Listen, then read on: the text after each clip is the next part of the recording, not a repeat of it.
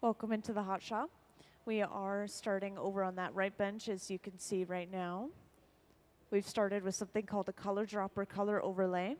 And this is where we drop some color on top of a clear bubble, and then we're spreading this over top of that clear bubble completely, covering it, and creating a really smooth, even layer of color. And this is the beginning of our first project of the day. Today we do have a visiting artist, which you may already know. But in case you don't, I'll just quickly introduce him for you guys. So our visiting artist is the man in the back on the right of the hot shop with that cap on, just to point him out. And his name is Romson Bustillo. And he was born in the Philippines. He is a Seattle-based artist. And he's actually mostly a mixed media printmaking and interdisciplinary artist. So he doesn't actually blow glass himself. And that's actually really interesting. We have a lot of artists that come in that don't blow glass, but our team does. So he can create the visions, the ideas, and he'll bring in some artwork of his own, and we can create the glass with those ideas of his. And whenever we do have a visiting artist, they take home pretty much everything that they make, and they get to do anything they want with it. They can display it. They can keep it at their home. They can sell it from there. And today, the specific projects that we're working on, I already pointed them out to a few of the guests, but for those who recently joined, on this front table we have some designs that our artist has brought in. And these are funerary jars or urns, and these are inspired by secondary burial traditions of pre-colonial Philippines, as our artist was born in the Philippines. And do we have some of those sketches or ideas that we could put up on the screen, maybe? If we don't, that's okay. And we are just getting started today. Over on that right bench, we do have that color drop, but this is eventually going to turn into a color cup, which is just a cup with a rounded bottom in that nice solid color. And this will eventually have another bubble stuffed inside of it.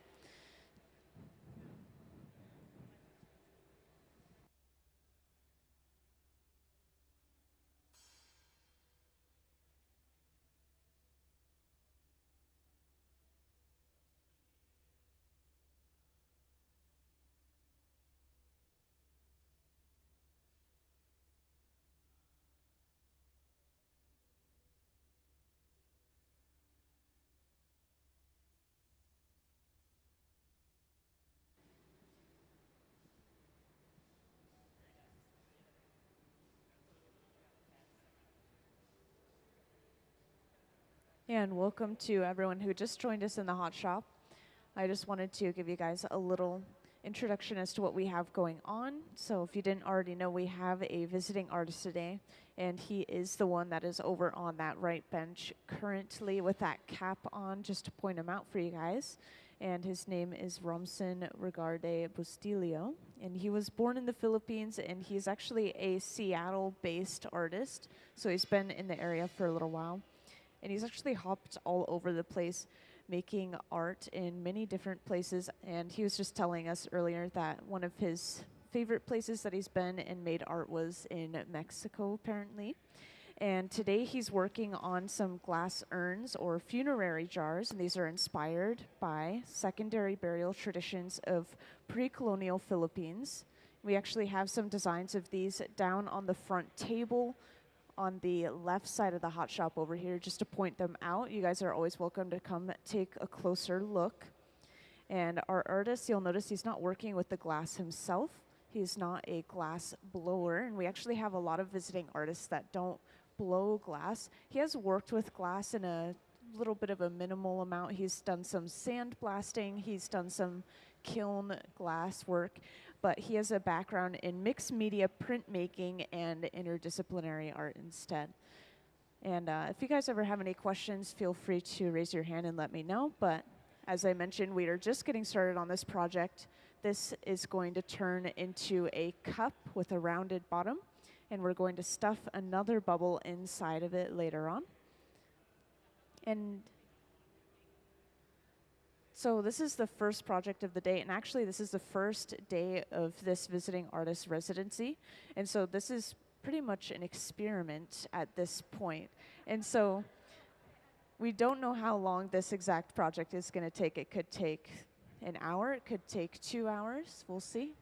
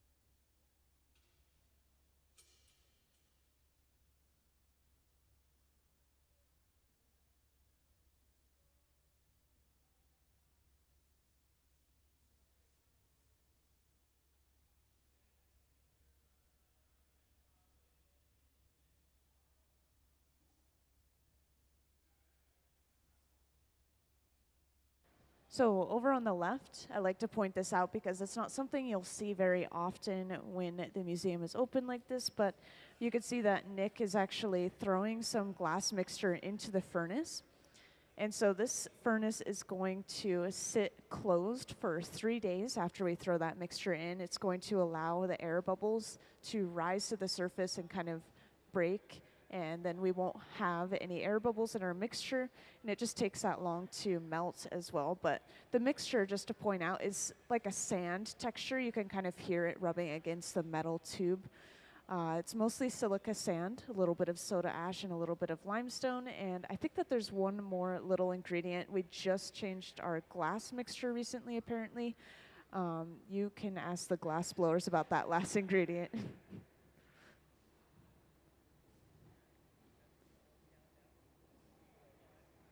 And right there, you could see that Sarah just gathered one more time out of the furnace, but she actually let a lot of that glass drip right back off the end of the bubble into that metal bucket.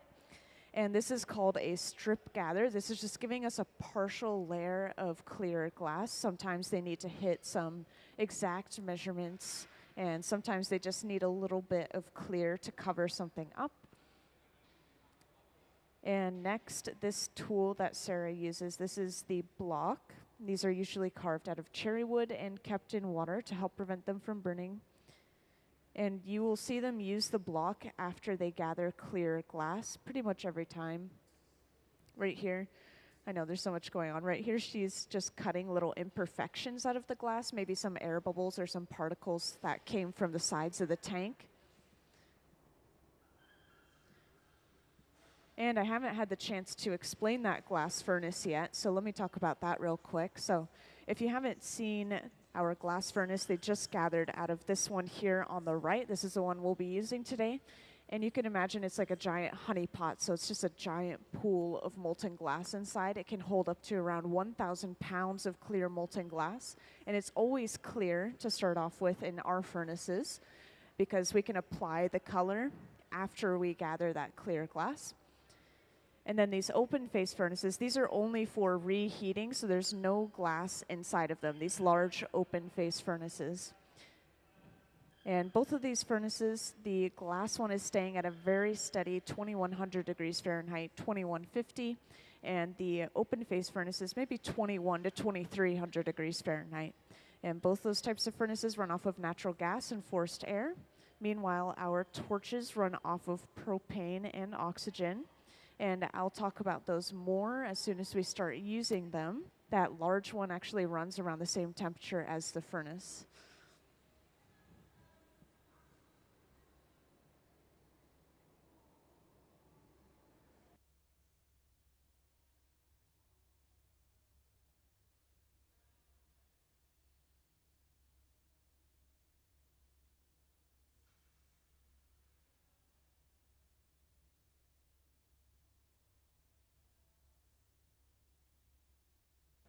Yeah, so I frequently get questions about just like glass blowing teams or how many people we need for a team of glass blowers, for example. And so just to talk a little bit about that, the person that sits at the bench and is doing a lot of the shaping of the glass, they're called the gaffer. And they're kind of like the glass blowing team leader. And right now they're kind of just starting this project, so they've been switching people on and off. They're not really shaping the glass very much at this point. As they start blowing this out and shaping it, kind of like Gabe is here, this is when they're starting to get the true form of what they're making. And we usually have about teams of 3 for glass blowing. There's one person to blow, one person to shape, and then one person to heat the glass and to shield the shaping artist from the heat that's radiating from that molten glass. And just there, they're starting to use that large fluffy flame torch. This is running around that same temperature as a furnace, between 21 and 2300 degrees Fahrenheit. And they can use this torch to heat up specific areas of the glass, so they can apply some extra heat to one area rather than heating up the entire thing overall. And you can see they heated up the back end of the piece, and this is going to help them create a jack line, which Gabe is doing right now. He's going in with a pair of jacks, those 2 metal blades, and carving a line or a divot in the glass. This is where we will remove this piece from the pipe a little bit later on.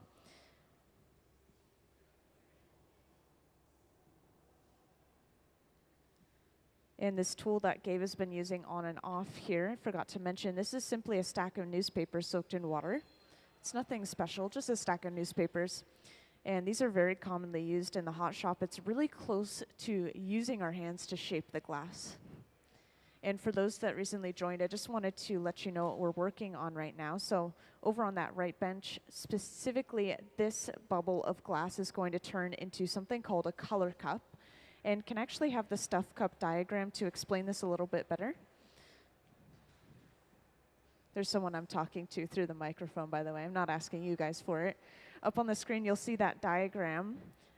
This is the color cup that we're making, that little cup that's sitting inside of the metal stand. And then later on, we'll be able to stuff another bubble inside of it, and this can give us 2 layers of color, or it can just leave us with that color right on the surface of the glass, which is important for certain projects, especially if we want to maybe sandblast the surface of the glass or carve away the glass, then we want the color to be right on the surface. Thank you.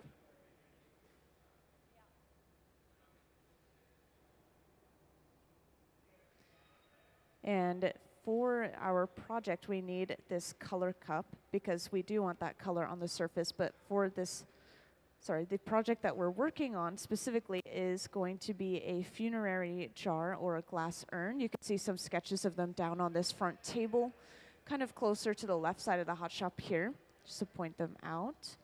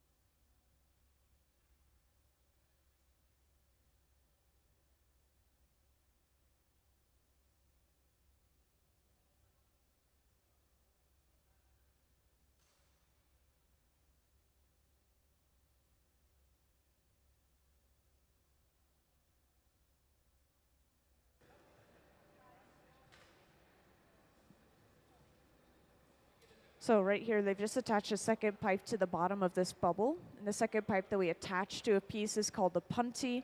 This will allow us to break this bubble off from its original pipe.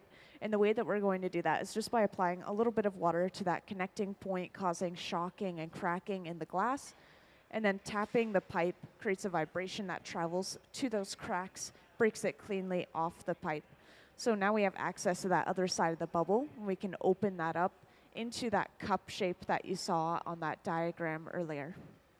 And over on that right bench, Sarah's getting started on that bubble that's going to be stuffed inside of that stuff cup eventually.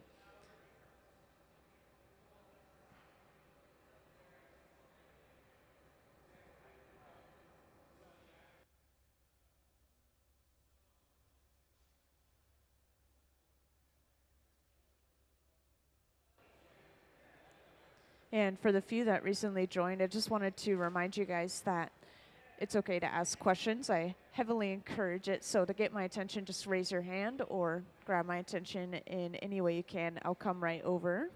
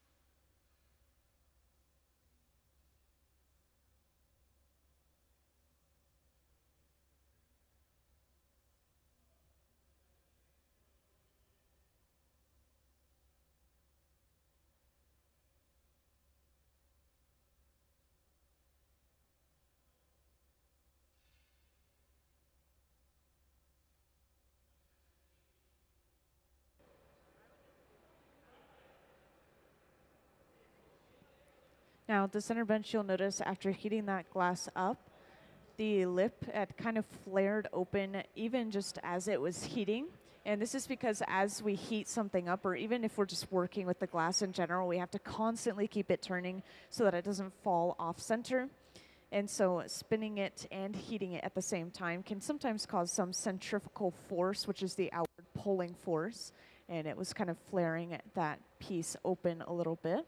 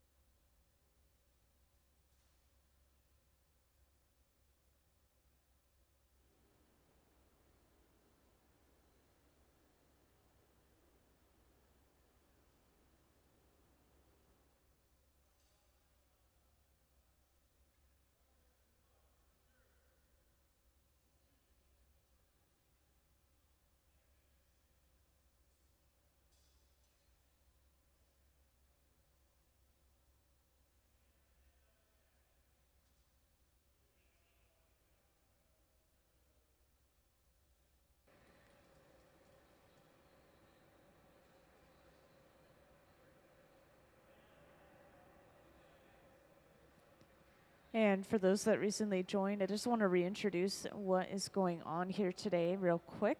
So today we do have a visiting artist, if you didn't already know, just to point him out real quick. He's the one with the black shirt and the cap on his head at the center bench. And his name is Romson Bustillo, and he is born in the Philippines. He is a Seattle-based artist, though, so he's been in the area for a little while, making some art here. And he actually has a background in mixed media printmaking and interdisciplinary art. So he does not work with glass himself. He's not a glass blower. He has worked with glass in a couple of other ways. He's done some etching of glass or some sandblasting. And he's also worked with a little bit of kiln glass, so he's done some enameling. And he is working on some glass urns or funerary jars today. These are inspired by secondary burial traditions of pre-colonial Philippines. And we actually have some blueprints or some designs of what they will be making today down on this front table here, just to point them out. And so at the center bench, this little cup that they have made is actually going to be that layer of color on the very outside of our piece. And the way that we're going to do that is by stuffing this bubble at the center bench inside of that cup. So you'll get to see that pretty soon here, it looks like, as that bubble gets bigger and bigger.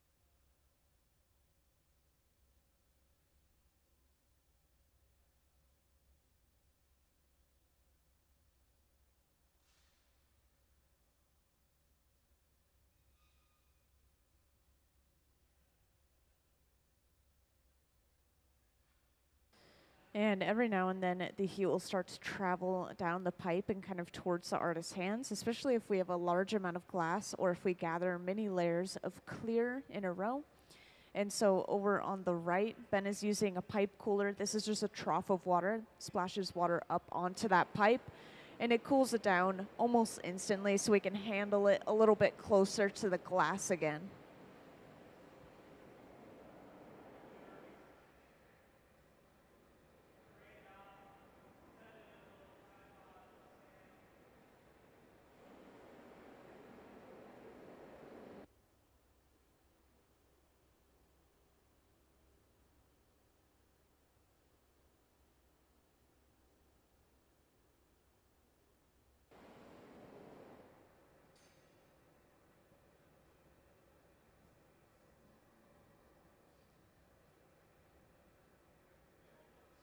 And this cup at the center bench is done, but as you'll notice, we keep going into the heat every now and then.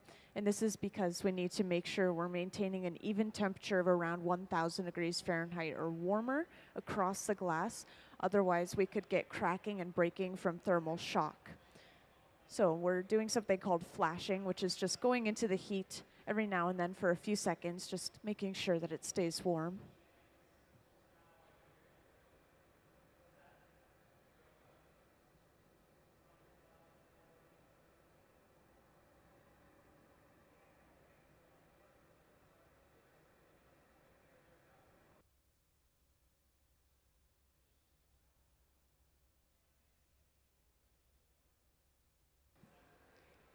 And as you just saw, Sarah gathered one more layer of clear glass out of that glass furnace in the back, and then stripped off a lot of that excess glass on the surface. This is called a strip gather, when we let a lot of that glass fall right back off.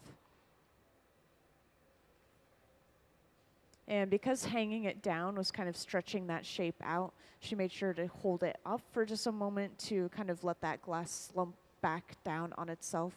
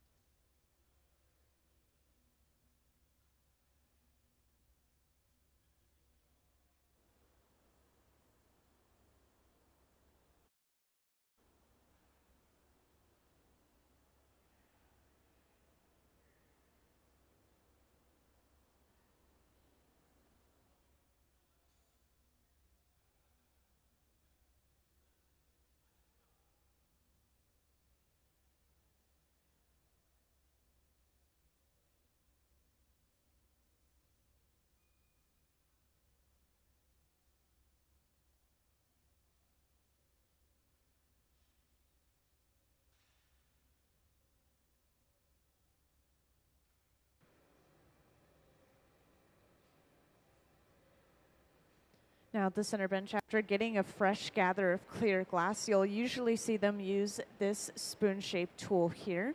So this is the block, usually carved out of cherry wood and kept in water to help prevent it from burning. And next we go in with the stack of newspapers soaked in water to kind of change the shape of this bubble.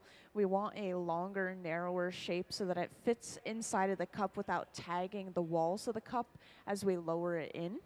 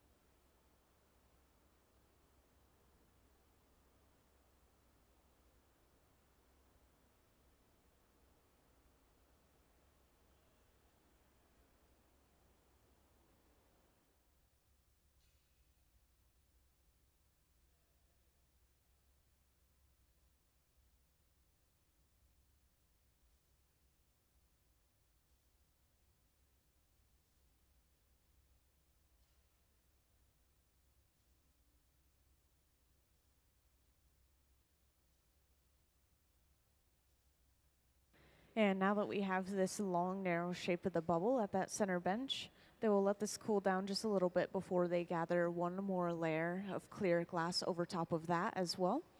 And then this will be stuffed inside of that cup that they've made over on that right bench.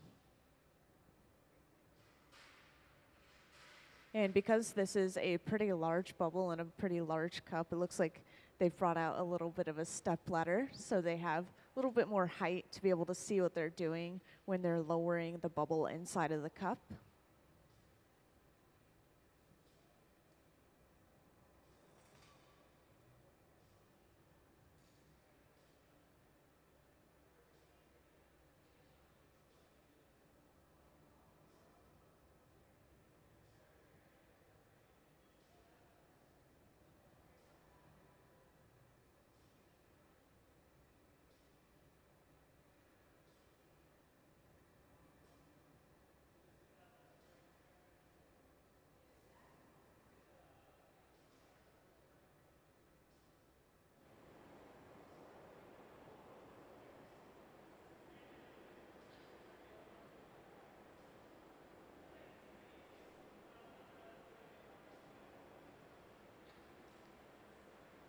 Now, every now and then you'll see them spray some water inside of the glass furnace.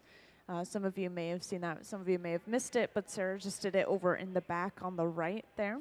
And this is to pop any air bubbles that are on the surface of the glass as they usually rise to the surface.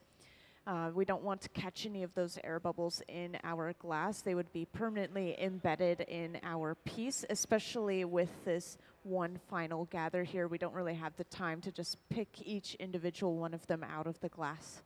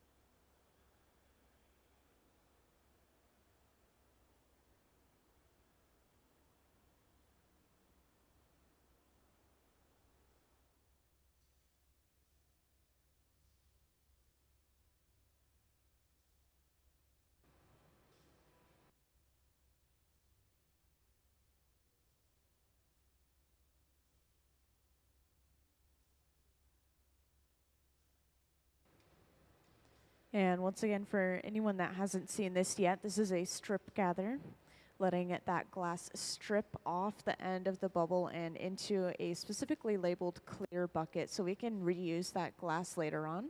We could technically break it apart and put it into the furnace to melt down again, which is really nice.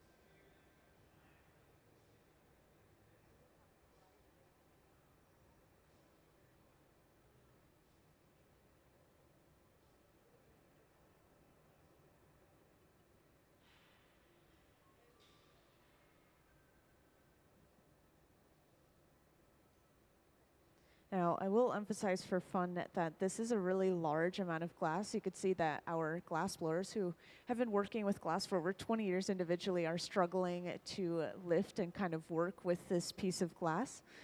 And so you guys probably wouldn't usually see something this big being made if you just come in on a normal day. But since we have a visiting artist, they're kind of going all out and they want to do their best for this visiting artist.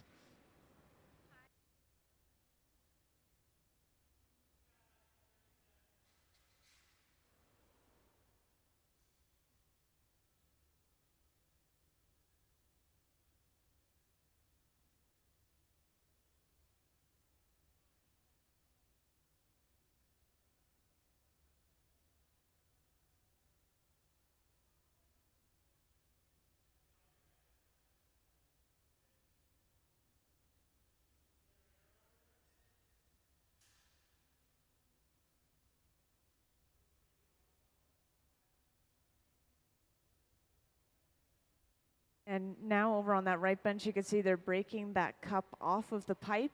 They just apply a little bit of water and then tap the pipe, and that should break it cleanly off. And then this will be sat upright in a heated ring on the floor.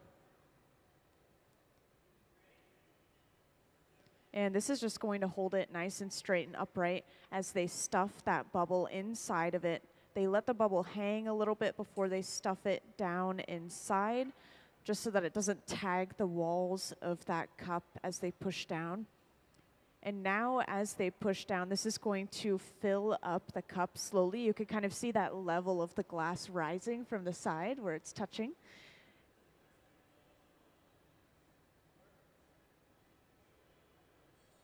And now that was very successful. We got those two pieces of glass together, and honestly, that was a lot of work. So let's give them a round of applause for finishing that. That was a huge step of our process. So now we just have to make sure that that cup is fully touched down around the bubble. So they're going to heat that up. They're going to start rolling it on this large metal surface called the marver here.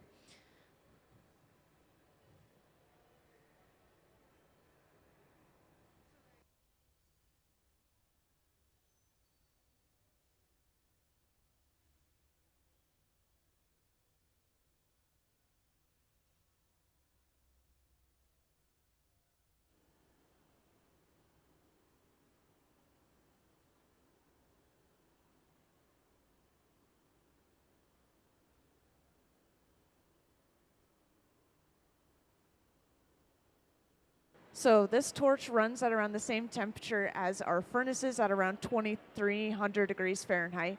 And they're using it to heat up that back end of the piece. As you can see, it's a little bit colder than the front of the piece. And this is because the back of the piece is the last thing going in the furnace and the first thing coming out. So it's just naturally the coldest area. We want to even that heat out by using that torch. The torch allows us to heat just a smaller area of the glass rather than the entire thing overall inside of the furnace.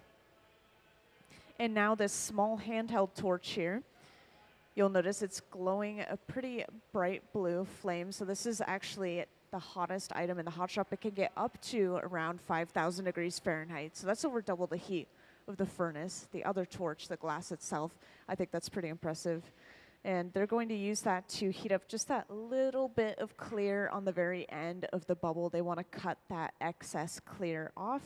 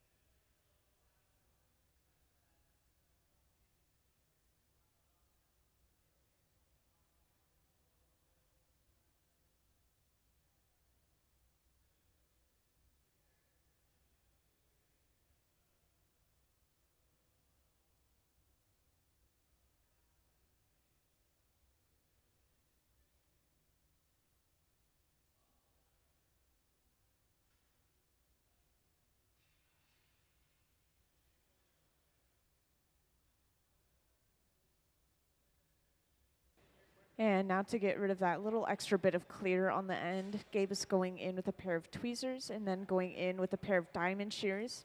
I like to point out those diamond shears, they have 4 blades that come together to create that diamond shape, hence the name.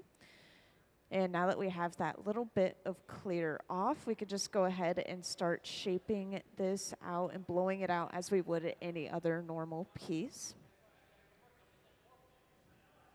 And the glass for this piece is supposed to be pretty thick, which is why we had to use such a large amount of it. And if you were to come look at these blueprints or these diagrams down on this front table, you would see how thick the walls of this glass really is.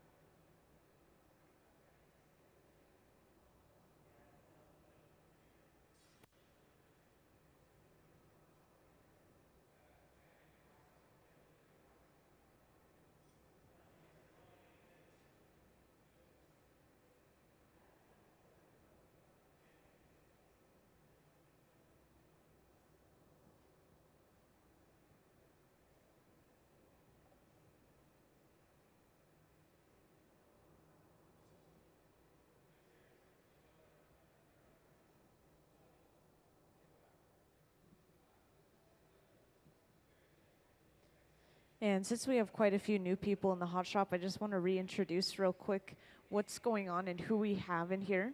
So today we do have a visiting artist, which you may have already known. I think that there's a little bit of information in your pamphlet, but our visiting artist today is Romson Bustillo. And he was born in the Philippines, but he's actually a Seattle-based artist. He's been in the area for a little while. And he is today making some glass urns or funerary jars, and these are inspired by secondary burial traditions of pre-colonial Philippines, as he was born in the Philippines. And just to point him out to you guys real quick, he's the one talking to Ben. He's the one with the black cap on right at the center bench here. And our artist, he has a background in mixed media printmaking and some other interdisciplinary arts as well. So he doesn't actually blow glass himself, which I always like to mention is very interesting. We actually have a lot of artists that come in that do not blow glass, but they come in with these ideas and they have so much knowledge in these other arts that sometimes they're able to create something that nobody has ever thought of before. And so he has some of his designs for what he wants to make during this residency down on the front table, as I mentioned earlier. And could we also have a little slideshow of our visiting artist artwork, please? So up on the screen, we'll have a slideshow going of Romson's art.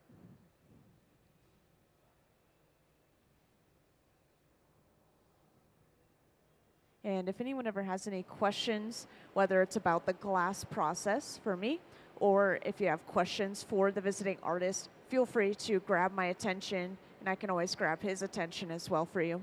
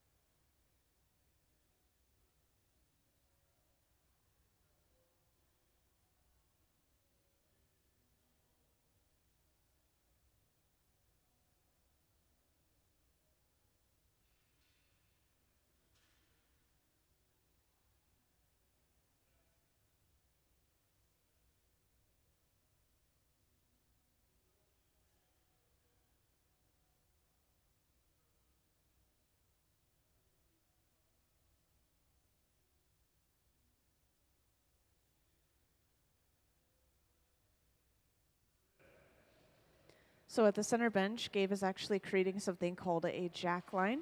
That's using a pair of jacks, those two metal blades, to carve into the glass. And this is where we will remove this piece from the pipe a little bit later on.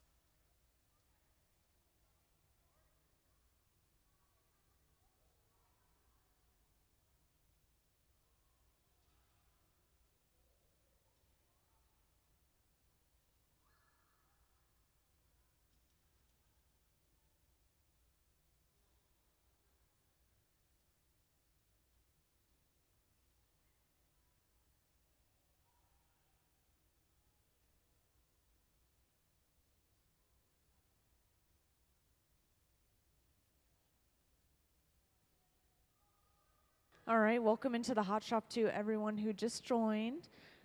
I'm glad you guys can all hear me. I can see you can hear me because you're looking at me. If you guys ever have any questions, I'm the one to ask. You can just raise your hand and I'll come right over. But real quick, before you ask your questions, I'm going to introduce what is happening today. So today we have a visiting artist. We have a special artist. and his name is Romson Bustillo. And just to point him out, he's the man kind of close to the front here with the black cap and the black shirt. And he has a background in printmaking, which is kind of like when you, you print on a shirt or you print on a paper. And today we are specifically making some glass urns or funerary jars. You guys know what an urn is? Okay, maybe a couple of you. And I know there's a lot of exciting things going on in here. I'll make sure to explain all of the temperatures in just a moment. And I just wanted to point out that we have some designs down on this front table of what we're making right now. So just to hold one up.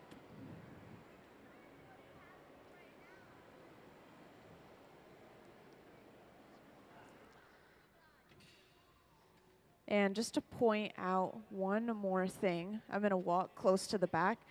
Right in the back here is where we keep all of our glass. This is where we're keeping our molten glass, kind of like lava. It's in this large tank with a closed door. If you were to open it up and look inside, it would be glowing so brightly you wouldn't be able to see anything. And inside of this tank, we have about 1,000 pounds of clear molten glass, and it stays at 2,100 degrees Fahrenheit. So that is maybe 4 times hotter than your oven at home, just to give you an idea.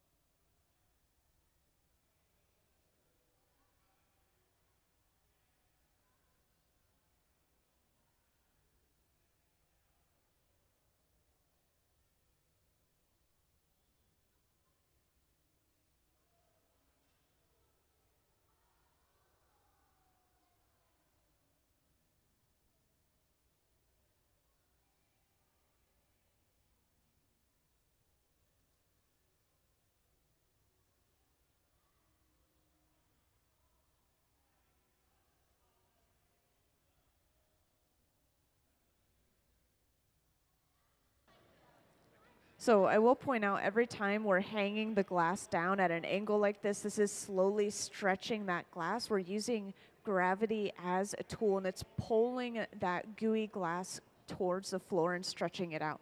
The texture of the glass right now is probably kind of like a putty or a taffy texture. It's moving very slowly. We don't want it out of control, like honey texture. We can't really work with that if it's running all over the place. But we have to make sure it's hot to work with it.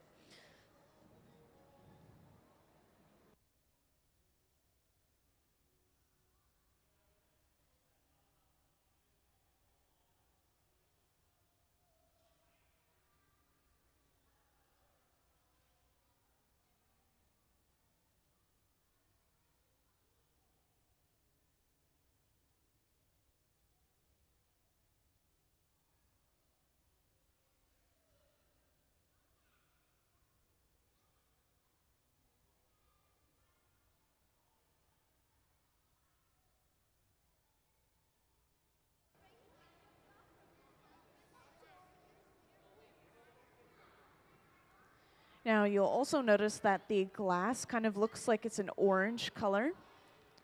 And does anyone know why that may be? Why does the glass look orange right now?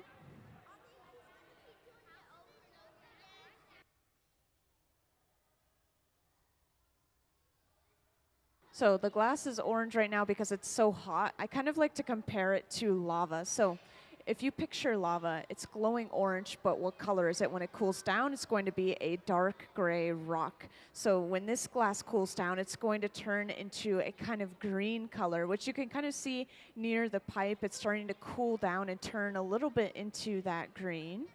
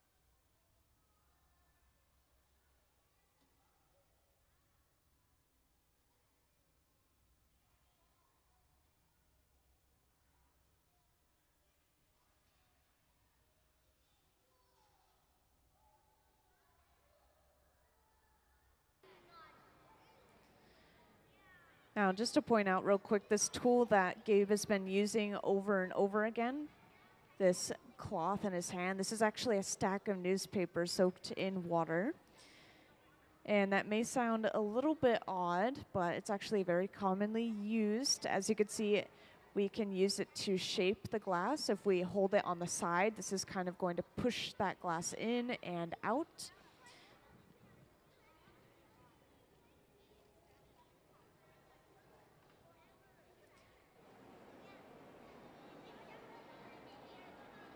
And this torch is running at around the same temperature as our furnaces at around 2300 degrees Fahrenheit. And the torch will let us heat one area of the glass instead of the entire thing inside of the furnace all at once. So as you can see, it's not glowing at that connection point between the glass and the pipe. It's not glowing there. So we're trying to heat up that area a little bit more and even the heat out. We have to make sure to keep everything at 1000 degrees Fahrenheit or warmer, otherwise we could get cracking and breaking from thermal shock.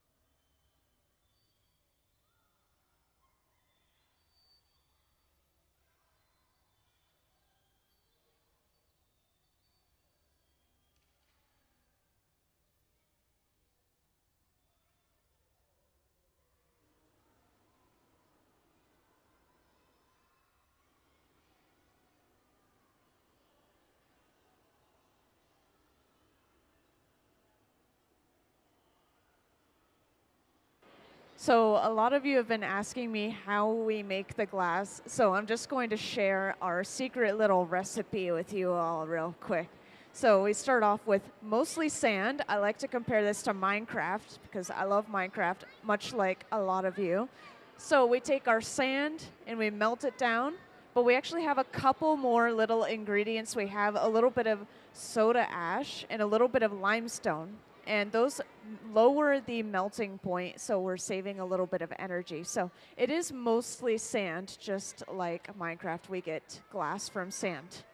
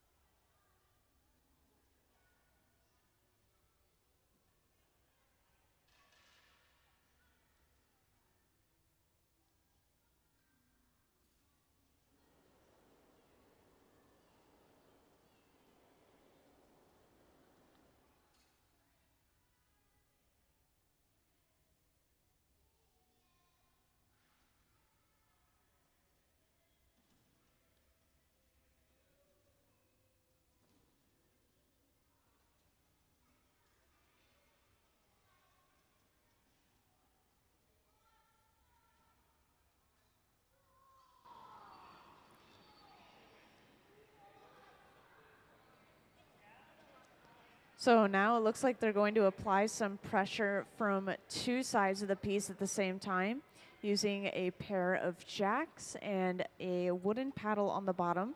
And this is going to start to kind of push that glass into a corner on the bottom.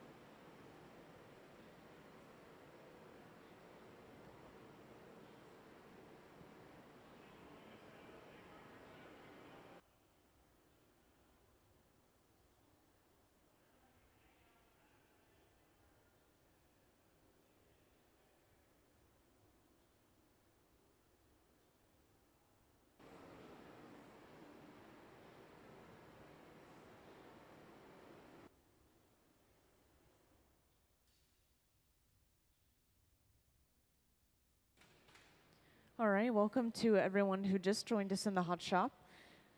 I just wanted to give a little introduction before I hop into explaining what they're doing. So first off, we have a visiting artist today, which you guys may have already heard about. But today we have Romson Bustillo, and then we'll have some artwork up on the screen of his going by as I talk about him just a little bit. So he was born in the Philippines, but he's actually a Seattle-based artist. He's been local for a little bit here.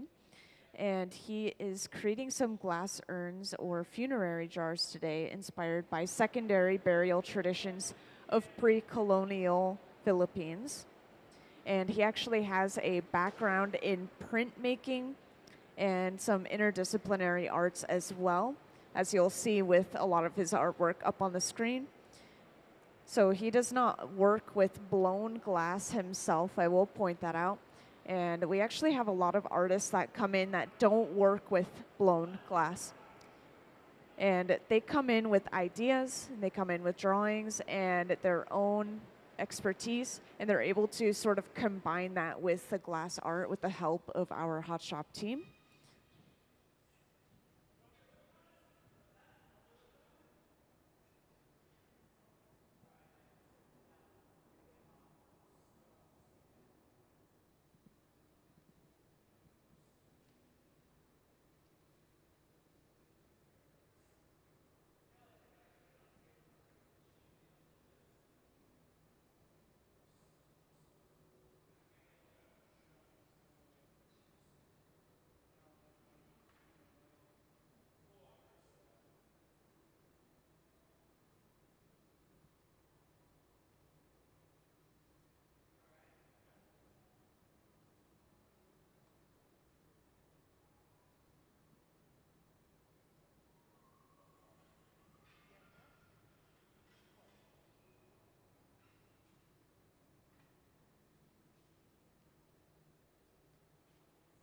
And you guys probably weren't here for the very beginning of the process, so I'll point out real quick that you can't really see through this glass very well, but the glass walls of this piece are actually really, really thick. So they're kind of struggling with lifting it, with working with it. You could see how much effort they have to put in every step of this process just because of how heavy this piece is, how thick those walls of the glass are.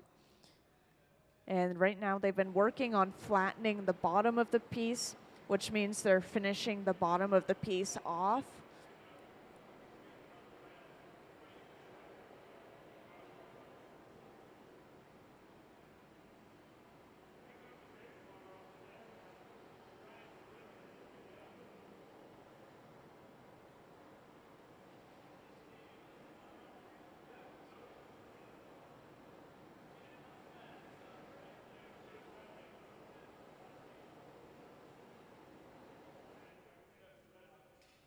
And this torch that they've been using on and off here, this is running at around the same temperature as the furnaces at around 21 to 2300 degrees Fahrenheit. And this torch will let them heat up just one specific area of the glass rather than the entire thing overall inside of the furnace. So they can get a focused heat if they need it, or in this case, they're trying to kind of even that temperature out, that heat out across the piece by heating up the back end of the piece a little bit.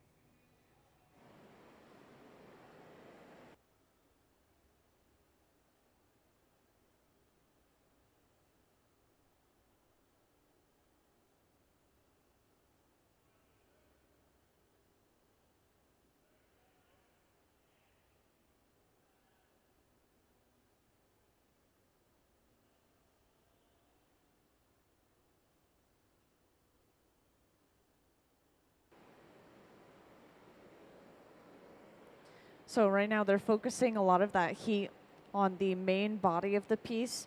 As you can see, it may be a little bit off center with the main body. So they're going to heat up the entire piece overall, and then they're actually going to come over to this large metal table here called the marver next to the center bench. And they're going to start rolling that glass on this large wooden board. And this actually has layers of wet newspaper laid across it to kind of protect that wood a little bit. And they're going to try to straighten those walls back out using that wooden board.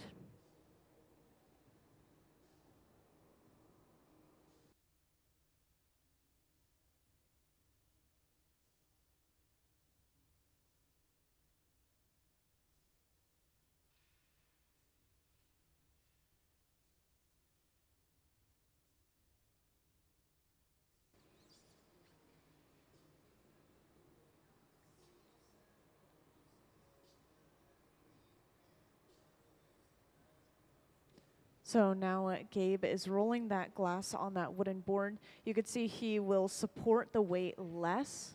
If he wants it to push the glass in a little bit, he'll support the weight more if it's dipped in a little bit too much. And this is just going to even that glass out a little bit by little bit.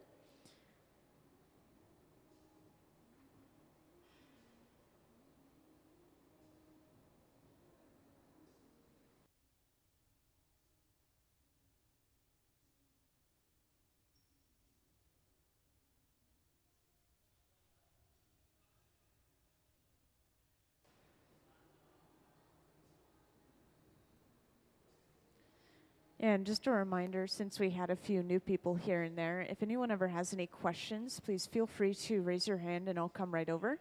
It can even be questions for our visiting artist. I'll just grab his attention for you guys.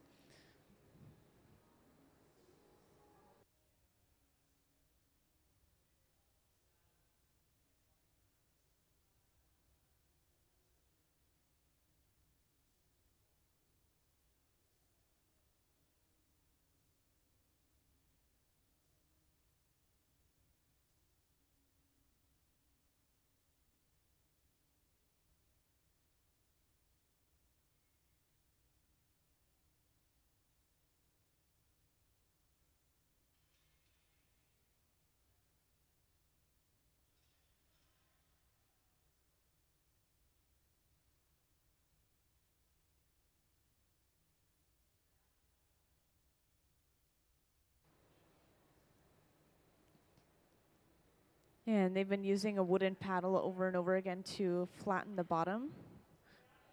And this is where the piece is going to rest. So this is the bottom of the piece furthest away from the pipe.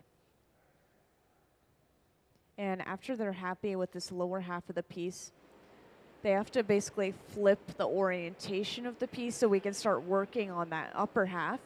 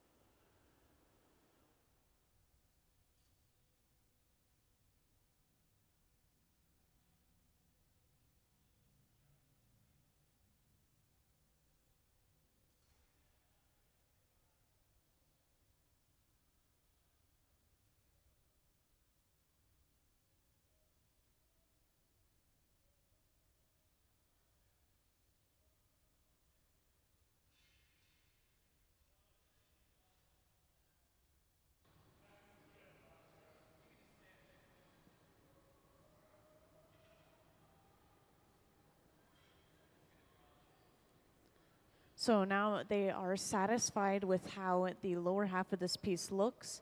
And Gabe is going to mark the center of the bottom using a piece of chalk. And over on the right bench, Ben is preparing a second pipe with a clear attachment on the end. This is called the punty, the second pipe that we attach to a piece. And this is going to just be attached right to the center of the bottom of the piece. And then we'll be able to break this piece off from the pipe it's currently attached to.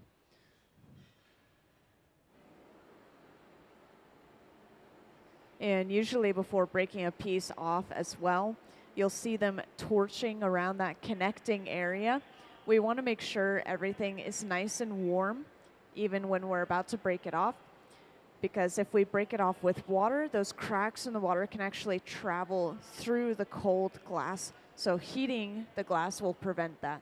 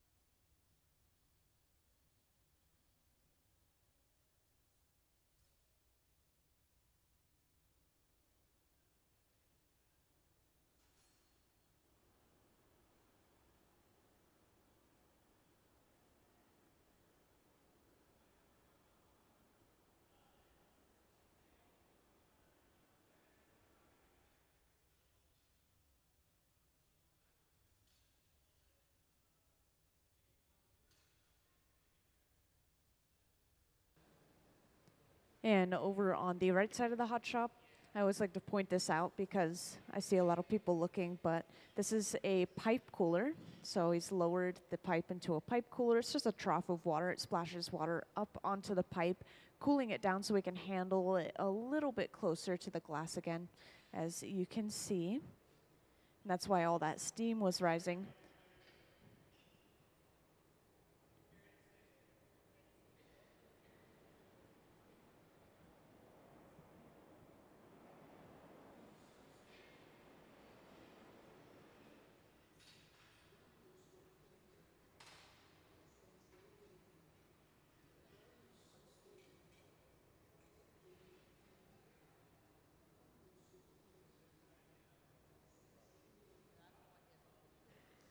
And now they've just brought that second pipe over, and this will be attached right in the center of that circle, hopefully.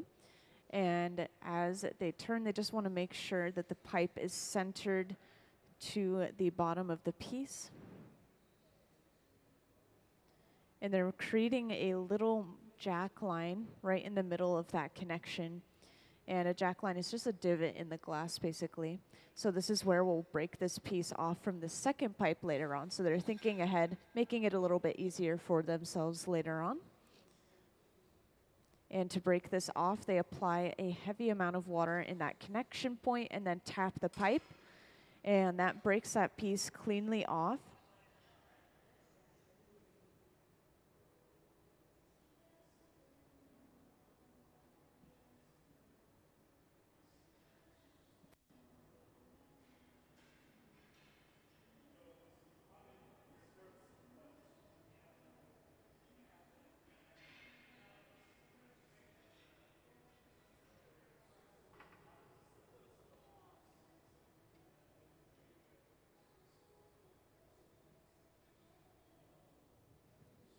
And as you can see, this glass piece is pretty heavy for those that just joined. The walls of this piece are actually pretty thick. You can't really see it from the outside, but these walls are pretty thick. And I think that there's a couple of new people here and there, so I just want to reintroduce real quick who we have here and what's going on. As you may know, that we already have a visiting artist here today. And this is his first day of his residency. This will go through Sunday. And his name is Romson Bustillo. And just to point him out, he's the one with the gloves on and the black cap, kind of close to us in the audience here. And he was born in the Philippines, but he is a Seattle-based artist, so he's been local for a little bit here. And he has a background in mixed media printmaking and interdisciplinary arts. So if you look at his art, you'll see a lot of that printmaking when it comes to even etching glass. Printmaking can come in handy. And he is creating some glass urns and funerary jars today. These are inspired by secondary burial traditions of pre-colonial Philippines, as he was born in the Philippines. And if anyone ever has any questions about the glass process, you can feel free to raise your hand and let me know. If you have questions for the visiting artist, I can always grab his attention and bring him over, or ask him your question and bring it back.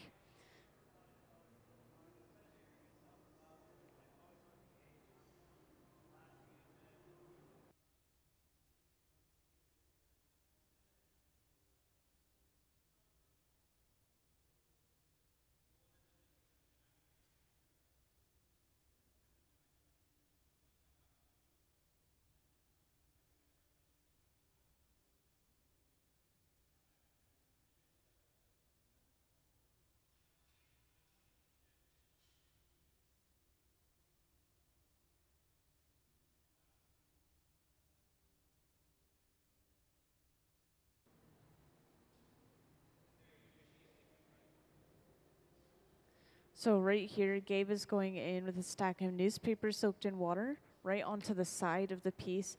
And you could see he's actually going in such a way that he's kind of squeezing the waste in. I'll just call it the waste because it's kind of that area of the glass. Squeezing the middle of the glass in and creating a little bit of a divot in the middle.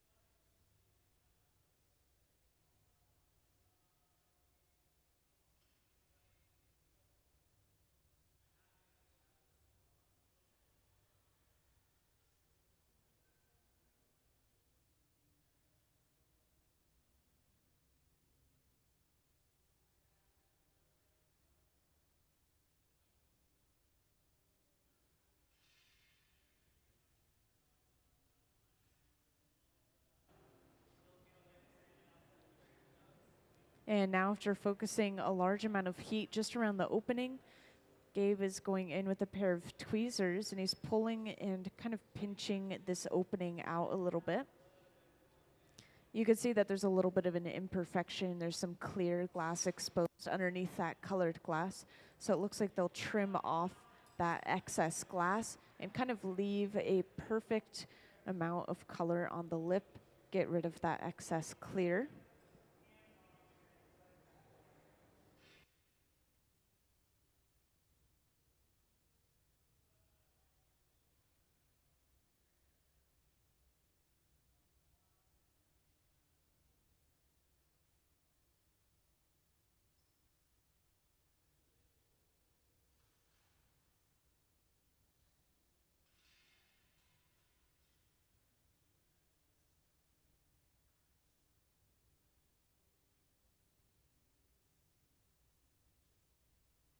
And now going in with a pair of shears, Gabe trims all of that excess glass off that he just pulled out with those tweezers. And that should leave them with a pretty perfect opening. They have that color going all the way to the top of the vessel. And they should have a little bit of thinner, straighter walls.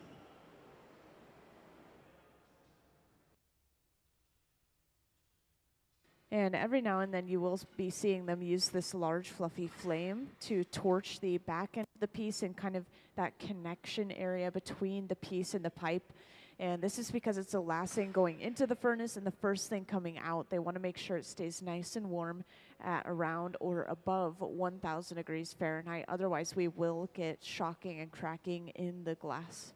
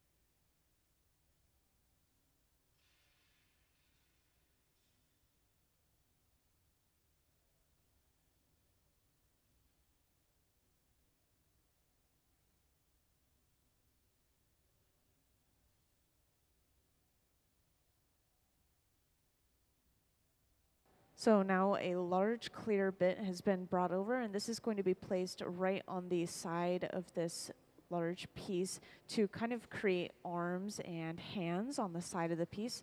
So when I was saying waist earlier, I was kind of just talking about the area of the glass, but I actually ended up being correct. It is an actual waist. It's kind of like a figure of a being.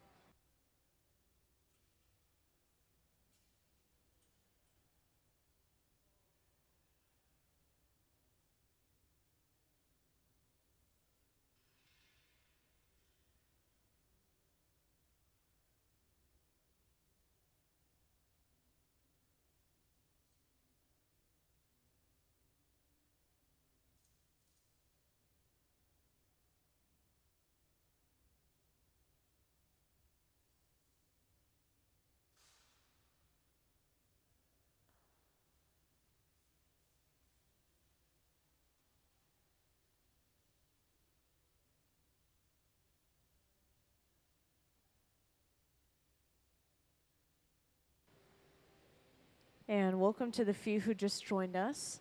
Right now, we have a visiting artist in our hot shop with us, which you may have already known about, but just in case you didn't know, his name is Romson Bustillo.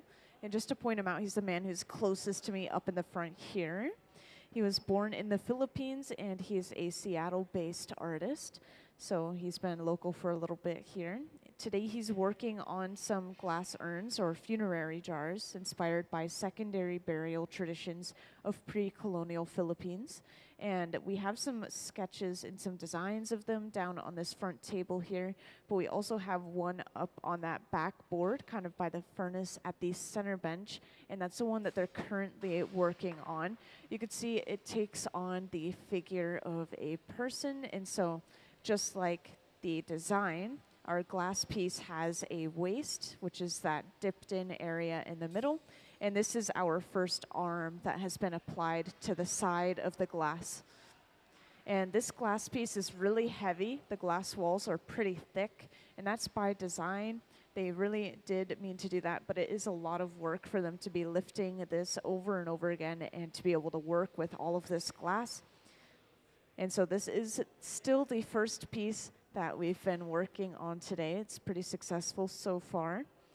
And just to let you guys know, if you have any questions, feel free to raise your hand and I'll come right over. It can even be questions for the visiting artist himself. He can give you some more information on himself and just a little bit of a story maybe as to why these pieces are being created. And this is the first time that this visiting artist has been to the museum as a visiting artist. And he has a background in mixed media printmaking and interdisciplinary arts. And so he does not blow glass himself. We actually have a lot of visiting artists that come in and they do not blow glass, but they come in with the designs, they come in with ideas, and our artists in the hot shop are able to make those come to life.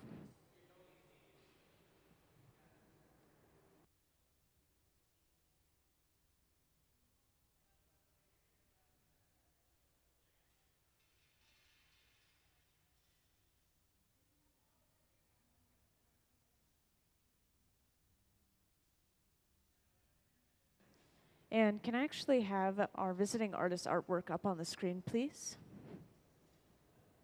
So up on the screen, there will be a slideshow going on of our visiting artist artwork. If you haven't seen it already, you should check that out.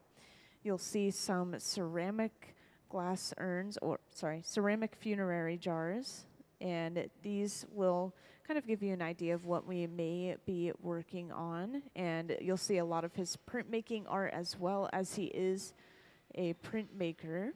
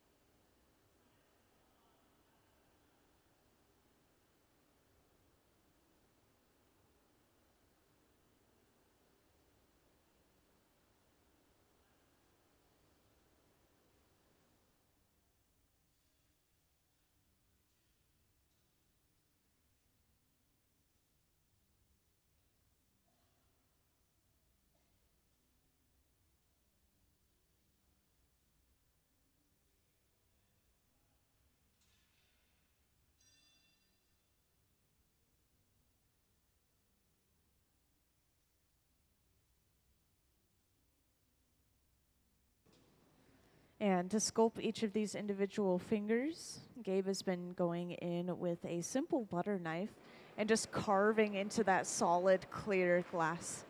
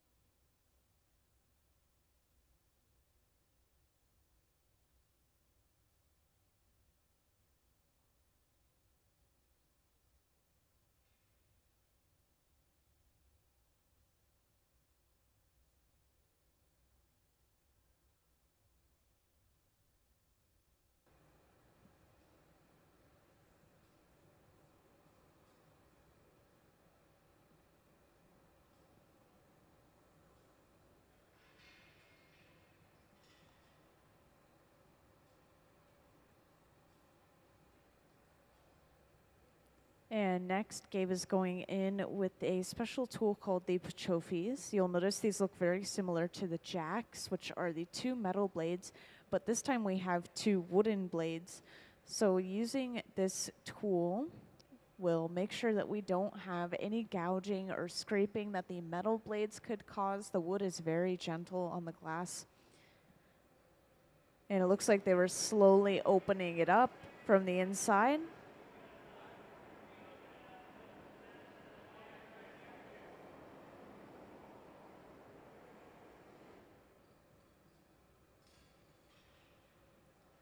And for those that recently joined, just to point out again, the design that they're going off of is up on this large metal wall that's kind of next to the furnace that they're using here.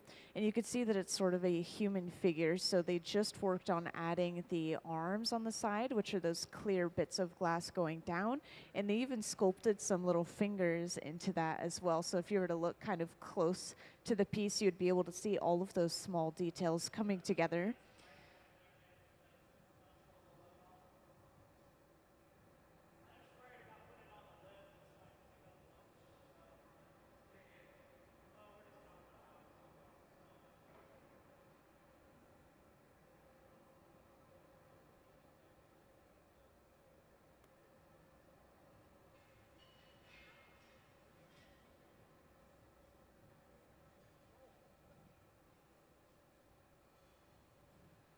And every now and then you'll see as we open a piece up, sometimes we'll use a wooden paddle to paddle that opening at the same time. And this is making sure when we're pushing out, it's not going to let the lip get uneven. It's just going to keep everything straight and even.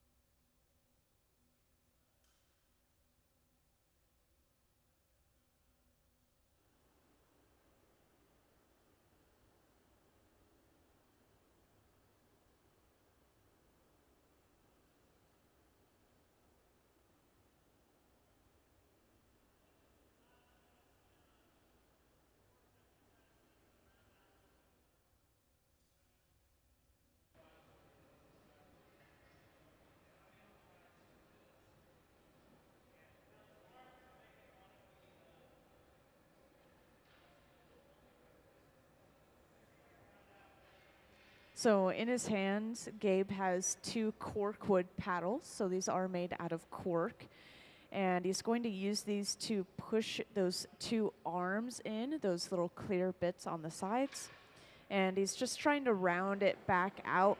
Because the arms make the glass thicker in that area, it wants to be wider. So he's just trying to perfect it before they put it away. And as you can see, the back end of the piece in that connecting area is really cold. It's not glowing. It doesn't have any heat built up inside of it. So they have to continuously go in with the torch, and they're heating up that area over and over again, making sure that it doesn't get cold enough to crack and break from thermal shock.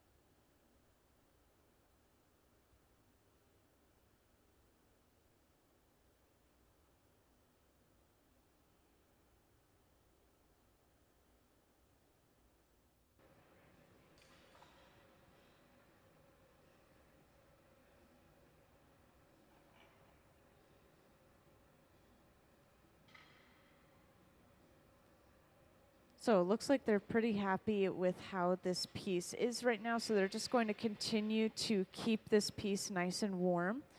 Remember, we want to keep it at around 1,000 degrees Fahrenheit or warmer. So they're just going to keep flashing the piece, which is when we're heating it over and over again, and making sure that the back end is getting a little bit of heat to it. It's the last thing going into the furnace, first thing coming out, that back end. So it's cooling down pretty quickly. And you can always tell when we're getting ready to break a piece off when you see somebody getting suited up over on the right side of the hot shop.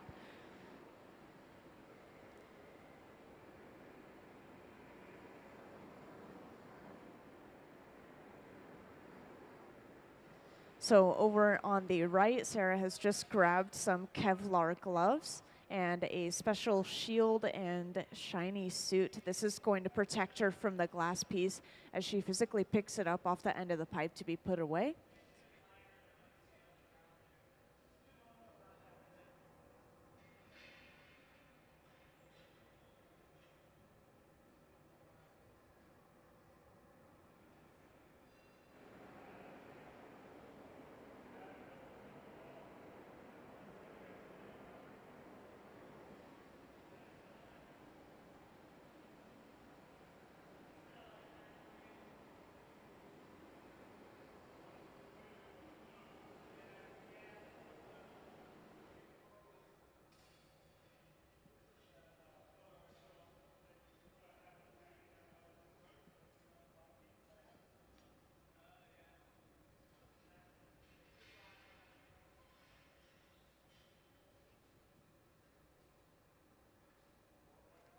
And now to break this piece off, all they have to do is apply a little bit of water to that connecting point between the piece and the pipe. This is causing shocking and cracking in that area of the glass. Then all they have to do is tap the pipe, and this should create a vibration that travels to those cracks, break it cleanly off the pipe into those Kevlar gloves.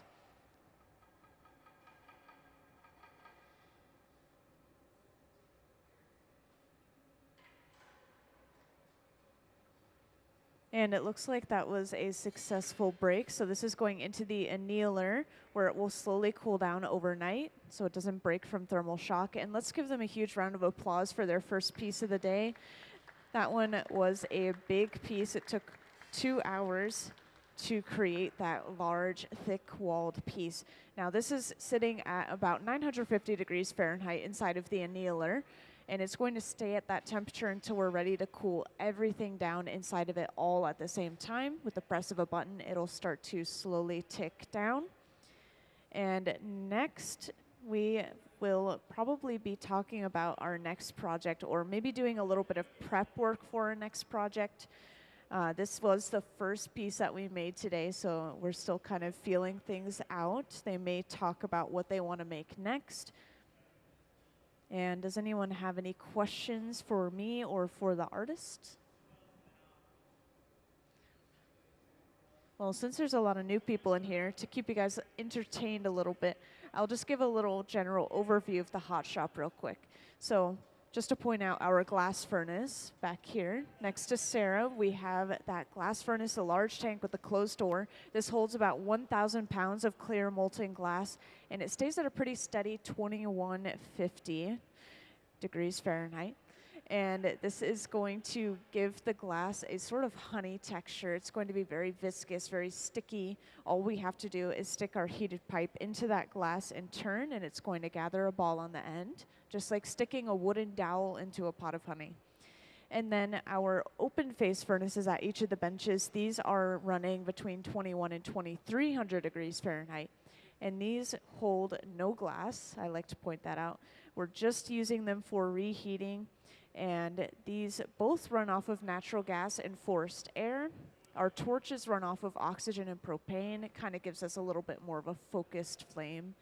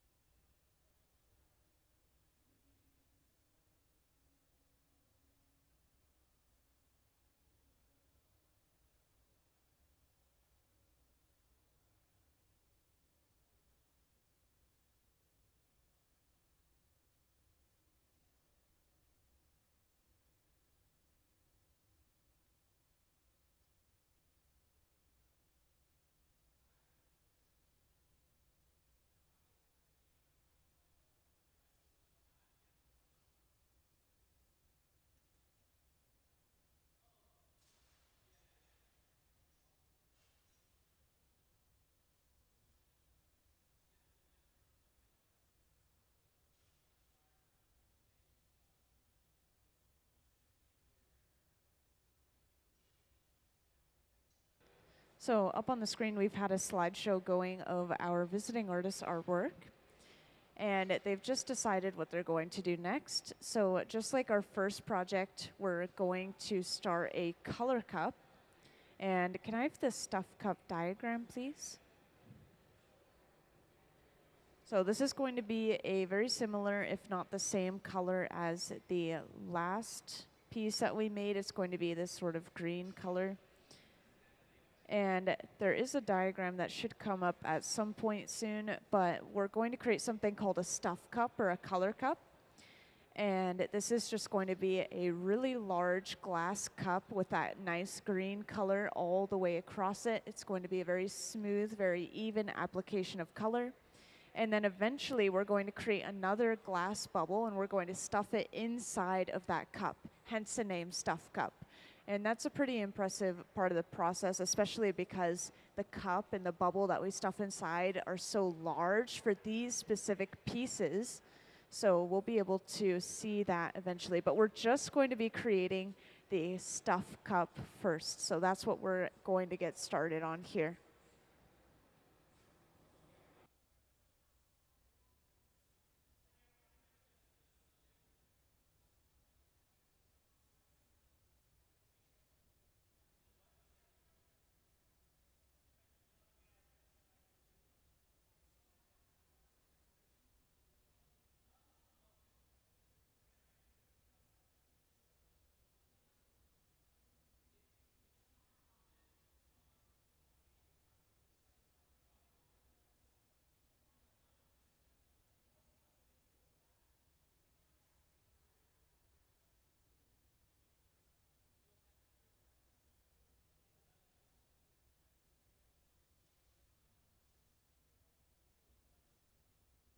And I see a few new people here and there, so just to reintroduce what's happening real quick, today we have a visiting artist, and he's the one kind of up close to me in the front of the hot shop here.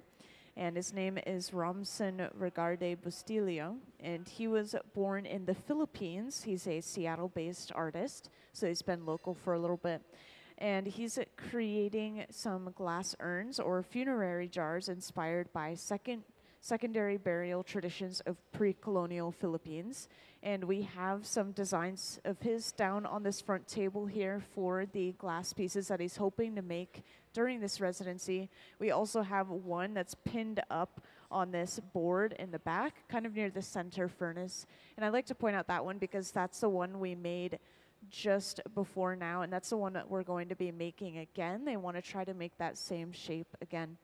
And our visiting artist, he has a background in mixed media, printmaking, and interdisciplinary arts. So you'll notice he's not really handling a lot of the glass himself. And so this is because he does not blow glass himself. And we actually have a lot of visiting artists that come in that do not blow glass, but they come in with their designs. They come in with all these fresh new ideas and things they want to translate into glass. And our hot shop team is able to help them do that.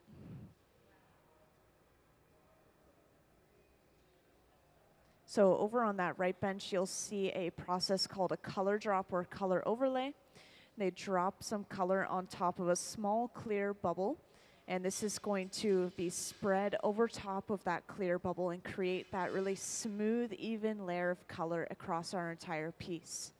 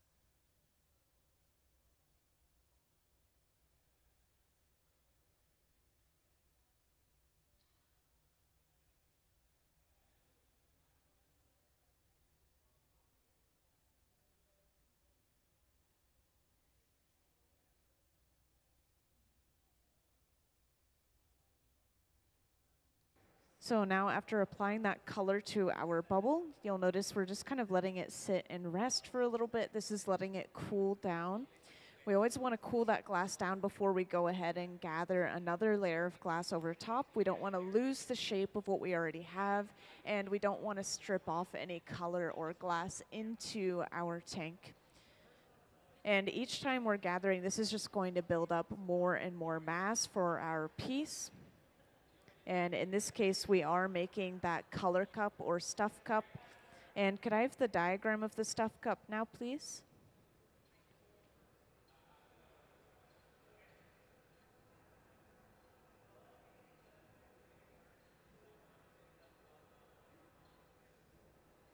Could I have the diagram of a stuff cup, please?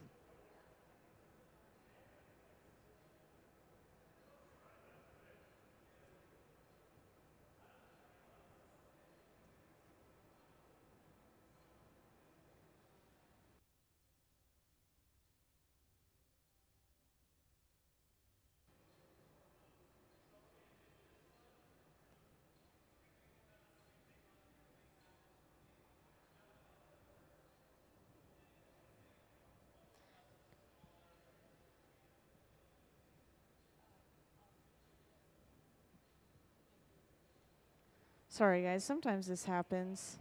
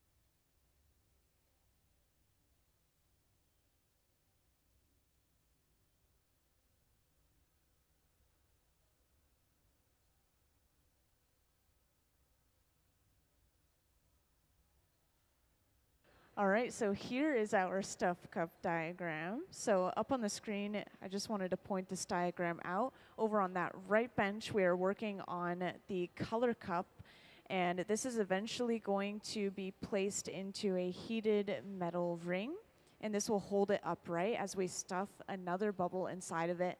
And this bubble is going to be pretty big. Last time it was huge, it was really thick, and the cup was pretty big as well. So we'll probably be gathering many layers of clear glass over top of this color. Thank you.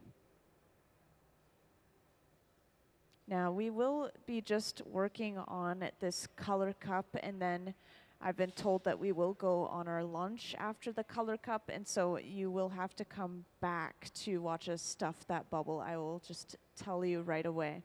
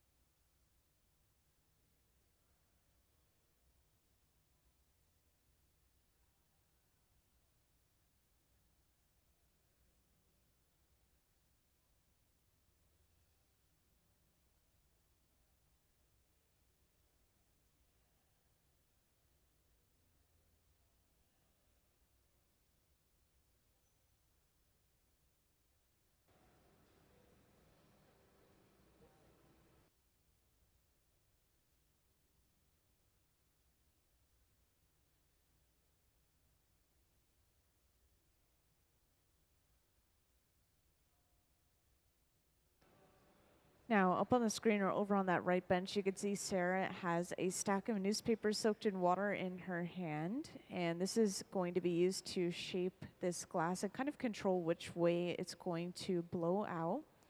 And newspapers may sound like an odd glass blowing tool, but they're actually very commonly used in the hot shop. As you can see, it's very close to just using our hands to shape the glass.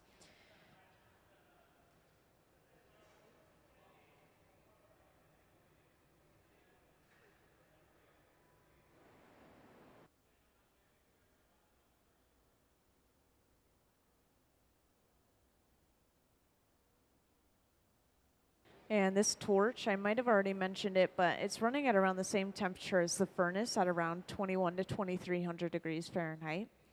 And with the torch, they're able to focus some extra heat to a specific part of the glass. So in this case, they're heating up the area near the connection between the glass and the pipe itself. That area is naturally a little bit colder, and they're about to put a jack line into the glass, which you will see in just a moment.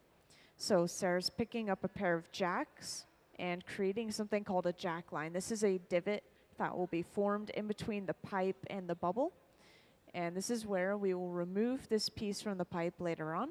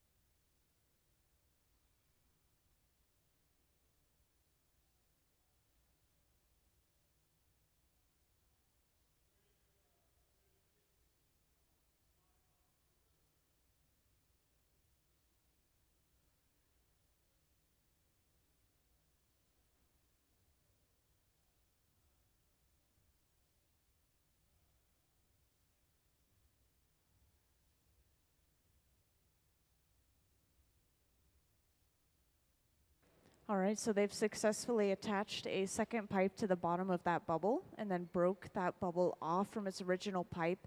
And as you saw, that left them with an opening, and they'll be able to heat up just the front half of this piece now, and they'll be able to open that up into some nice straight walls.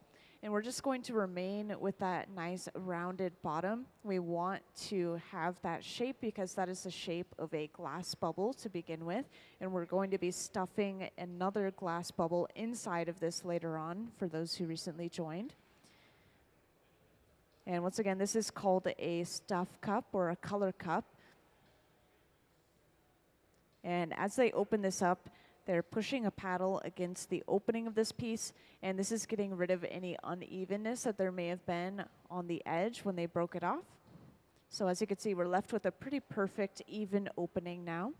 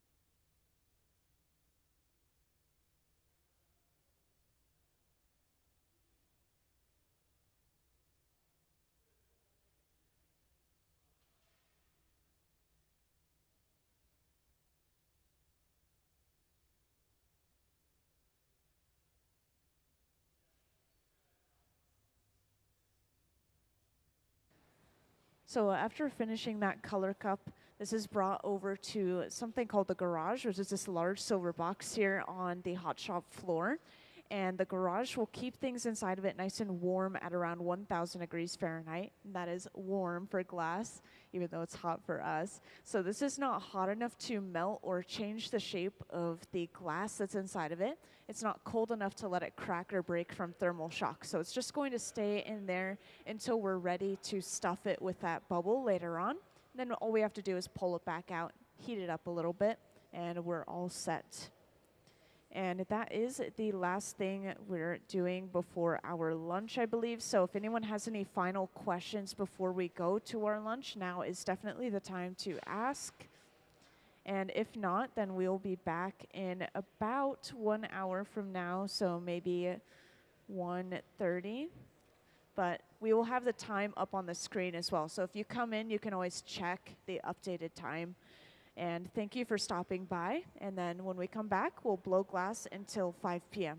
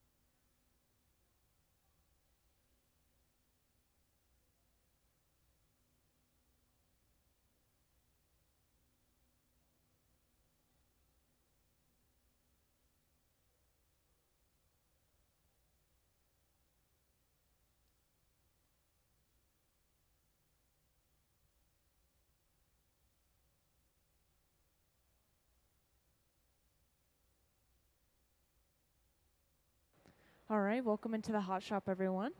I see a few familiar faces here and there, so for those who were here earlier, we will be continuing that project that we started.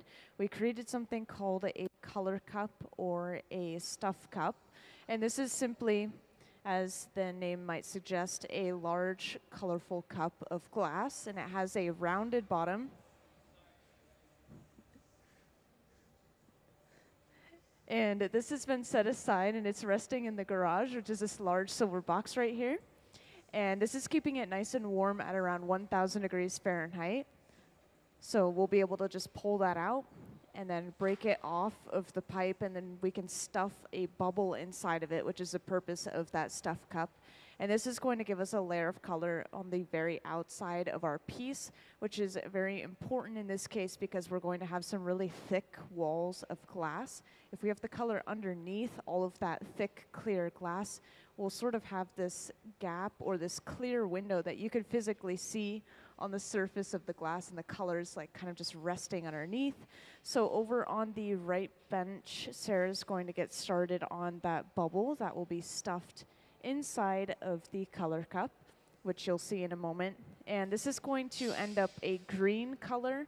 While we work with the glass, it's going to just be this orange color, and that's just because of the heat.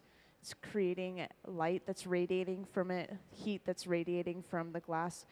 And so it's just going to appear orange, but it'll end up green. And just to give a little rundown of the hot shop, you just saw Sarah gather out of that furnace in the back. So just to speak about that furnace, this is our glass furnace. It holds about 1,000 pounds of clear molten glass, and it stays at a pretty steady 2,100 degrees Fahrenheit. And when the glass is molten at that temperature, it's viscous and sticky, a lot like honey. And so just like gathering honey from a pot, we simply have to stick our metal pipe into the glass, and when we turn, it gathers a ball on the end. And then from there, we blow into the end of our hollow pipe, kind of like a straw. The air goes all the way through. It inflates that glass like a balloon. And then our reheating furnaces are the large furnaces with the open faces. They have all the light coming from them. These do not have glass inside of them. I have a lot of people that think that these have glass inside of them as well, but these ones just are for reheating the glass, and we have 2 of them on currently, so we can work at 2 benches at the same time. So kind of just for convenience. These run between 2,100 and 2,300 degrees Fahrenheit. And as I mentioned earlier, all of our glass is starting out clear in our furnaces, so we have to apply color to our glass. And today we've been applying color through something called a color drop or color overlay.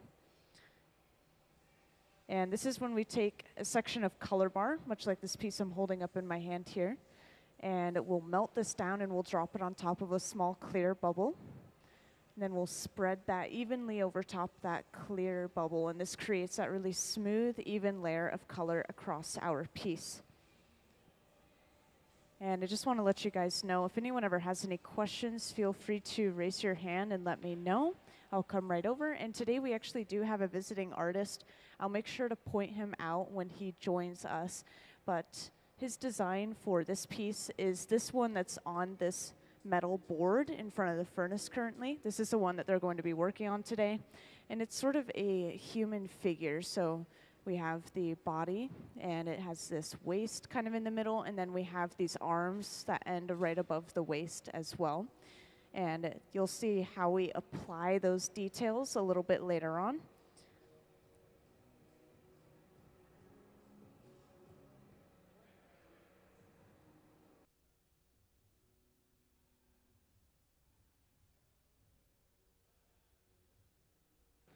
And here's our visiting artist for today.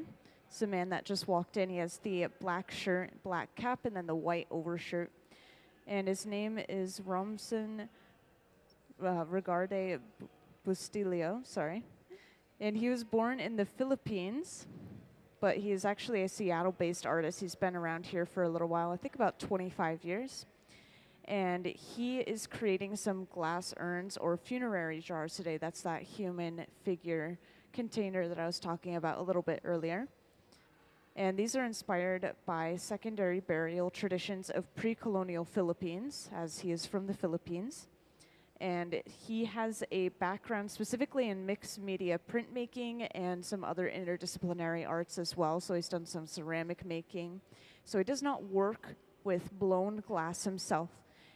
And we actually have a lot of visiting artists that come in that don't work with blown glass themselves, but they'll bring in their own ideas and designs, and they're able to kind of apply their own strengths to the blown glass. And so we'll see how they can combine these two together.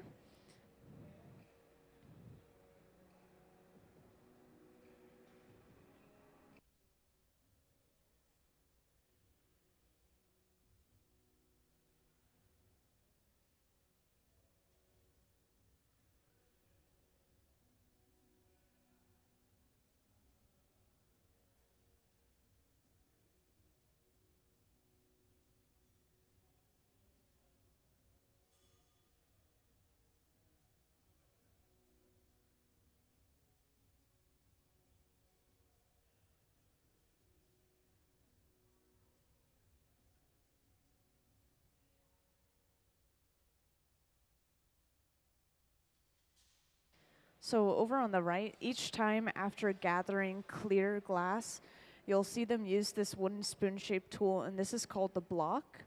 And this is usually carved out of cherry wood and kept in water to help prevent it from burning. So they'll use this to kind of smooth and round out all of that fresh glass that they just gathered. And you can see right here, after doing that, we are just letting this glass rest and cool down before we gather one more layer of clear over top of that as well.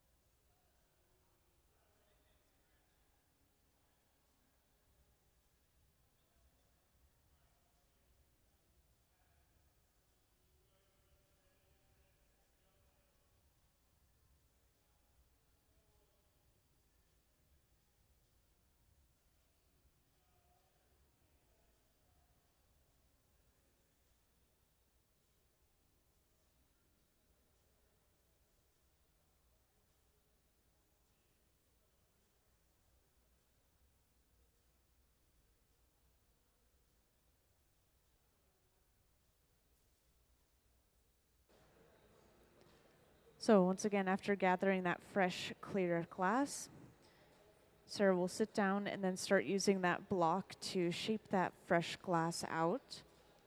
And sometimes if the glass is a really large amount, the heat can start to reach you really easily. So right here, Nick is just shielding Sarah with a paddle as she's using that tool.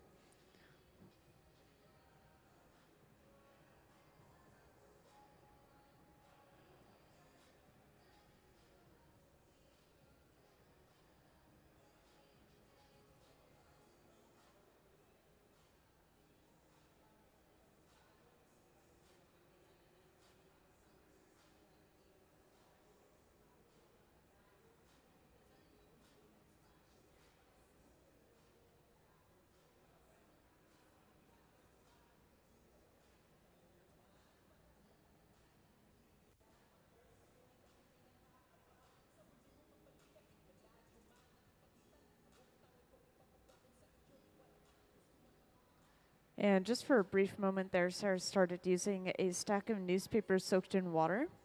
And you'll see us use this very frequently in the hot shop to start to shape and kind of guide which way we want the bubble to blow out. And right there, Gabe is using a pipe cooler just to point that out. You can see the steam rising from a distance. This is just a trough of water. It splashes water up onto the pipe as soon as we rest it inside of it. And it cools it down almost instantly, so now we can handle the pipe a little bit closer to the glass again.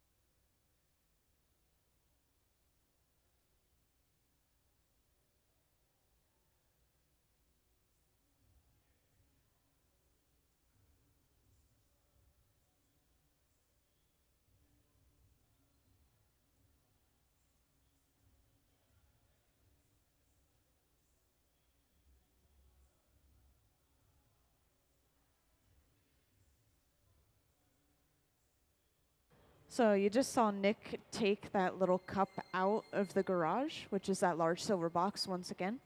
And he's going to heat this up inside of our furnace. He's just going to keep it nice and warm as they continue to create that bubble over on the right bench. We want everything to stay at around 1,000 degrees Fahrenheit or warmer, otherwise we will get cracking and breaking from thermal shock.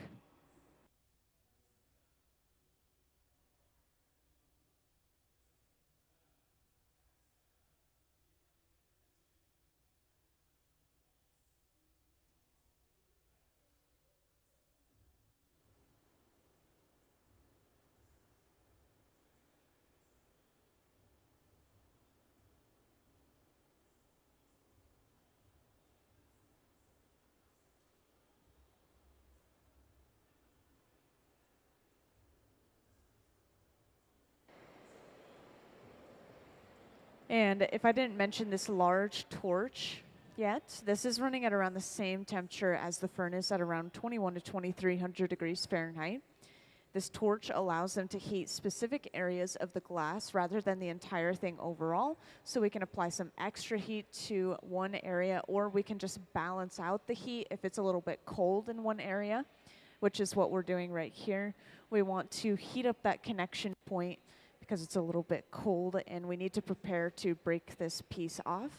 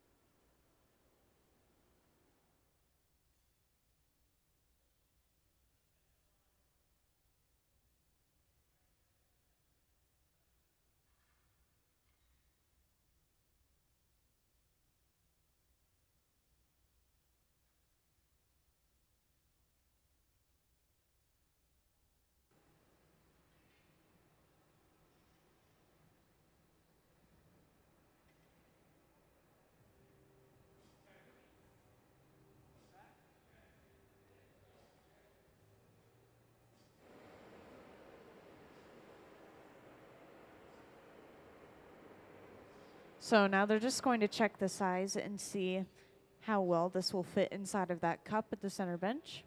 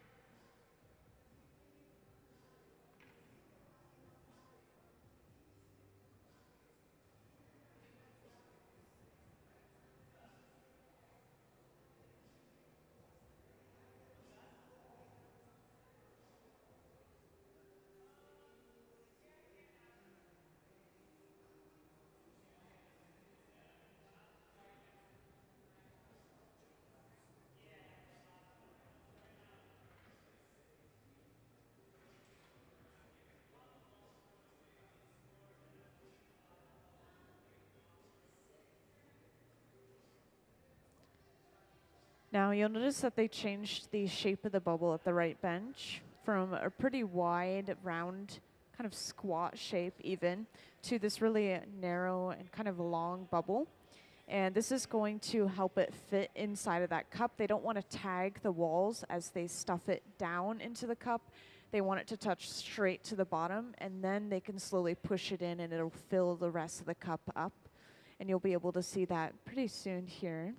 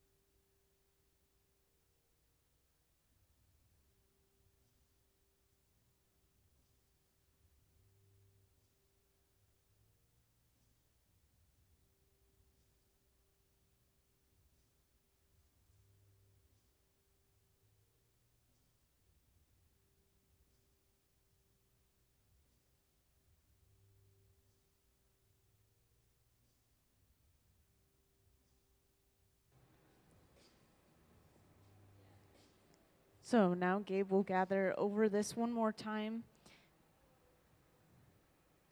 And if I remember correctly, they should drip some of this glass off. It's going to be pretty satisfying. It's called a strip gather. It'll be right into this large metal bucket on the right side of the hot shop. So yes, this is called a strip gather. This is when we want a partial layer of that clear glass.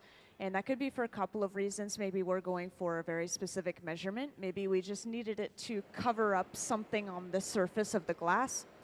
In this case, they're trying to get the exact size that they need for the inside of the cup.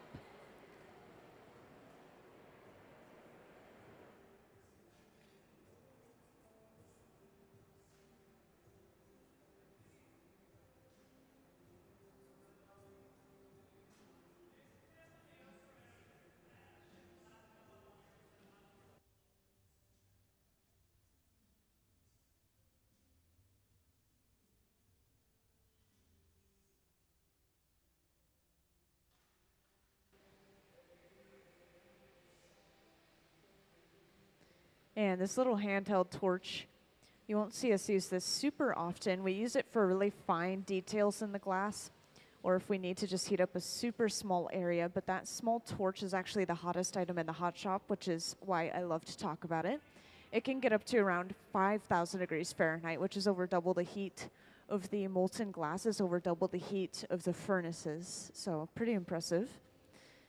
And now they're going to bring that heated ring out, and they'll place it by the center bench before breaking that cup off at the center bench and placing it in that ring mold. And it's going to just hold it upright, hold it steady so that we can stuff that bubble inside of it.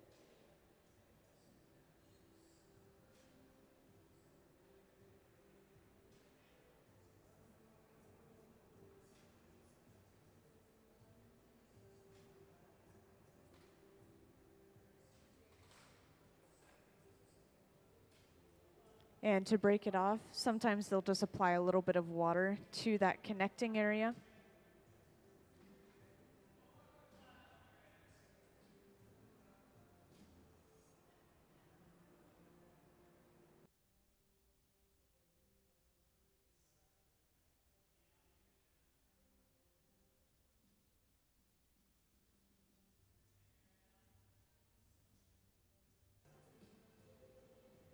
That water's causing some shocking and cracking right in that connecting area.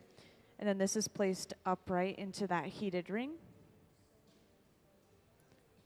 And they spray the inside with compressed air to make sure that there's no particles stuck inside of that cup. And then they lower that bubble in. You saw that that narrow shape touched the bottom first, and now as they push down, this will slowly fill up the walls of the cup. You can kind of see that line rising up the side. And now we have those two pieces assembled, and they're going to work on completely touching down that cup all the way around the sides of the bubble. They just have a little bit of an overhang left. They always do. It's completely normal. But they're going to start rolling it on this large metal table right here called the marver.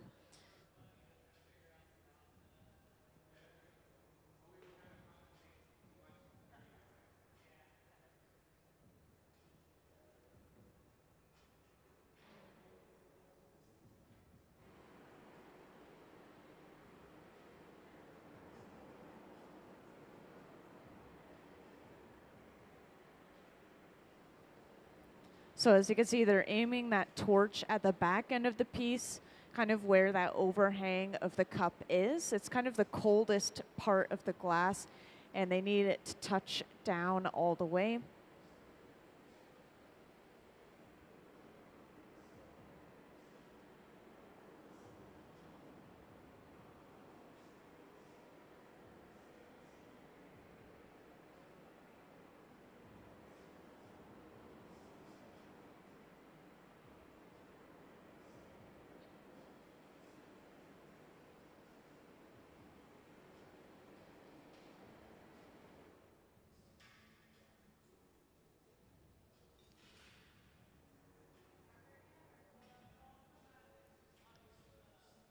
And you'll notice that we also have just a teeny little bit of clear on the very end of the bubble, kind of a remnant from when we broke off that little cup.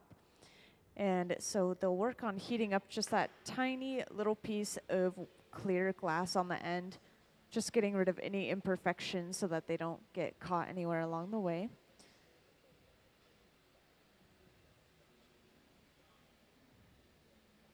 And after they get that little bit of clear off, they'll be able to just blow this out as if they had any other normal bubble of glass.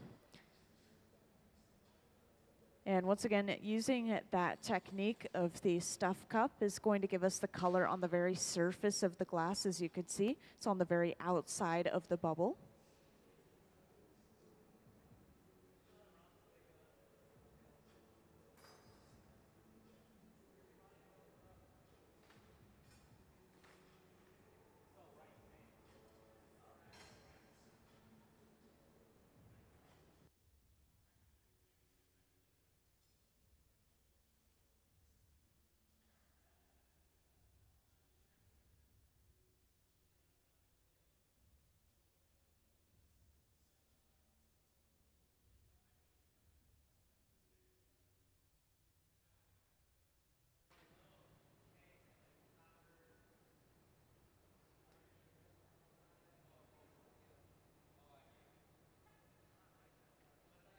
And just a little reminder, we are working on that piece that you can see up on the metal board right in front of the furnace. That is our end goal, is that shape. And so for this piece, we have to have some pretty thick walls of glass.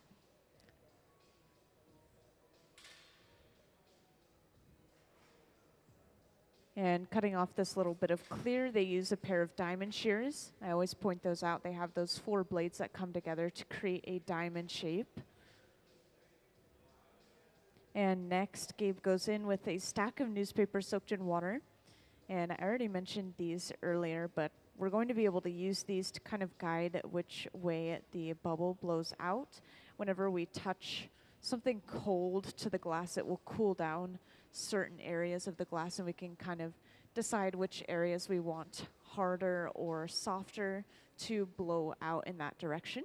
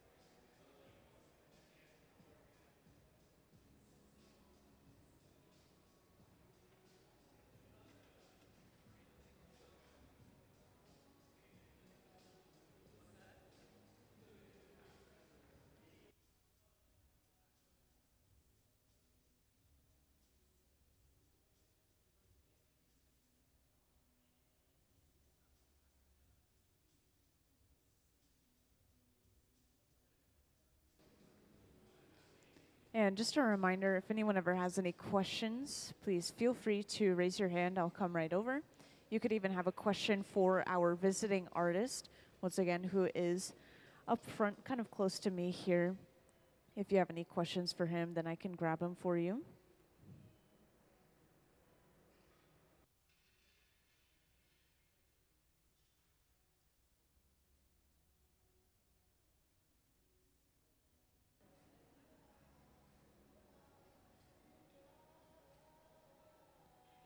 And for anyone that recently joined, this wooden spoon-shaped tool that Gabe just briefly used here, this is called the block. And we'll usually use this after gathering some fresh clear glass. In this case, they just pushed that bubble inside of the cup. And so it's important that we even out the glass before we blow.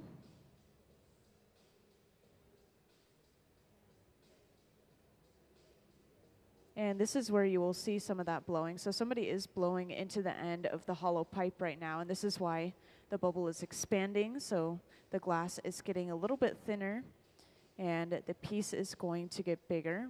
We are going to have some pretty thick walls for this piece though, so it's going to remain pretty heavy.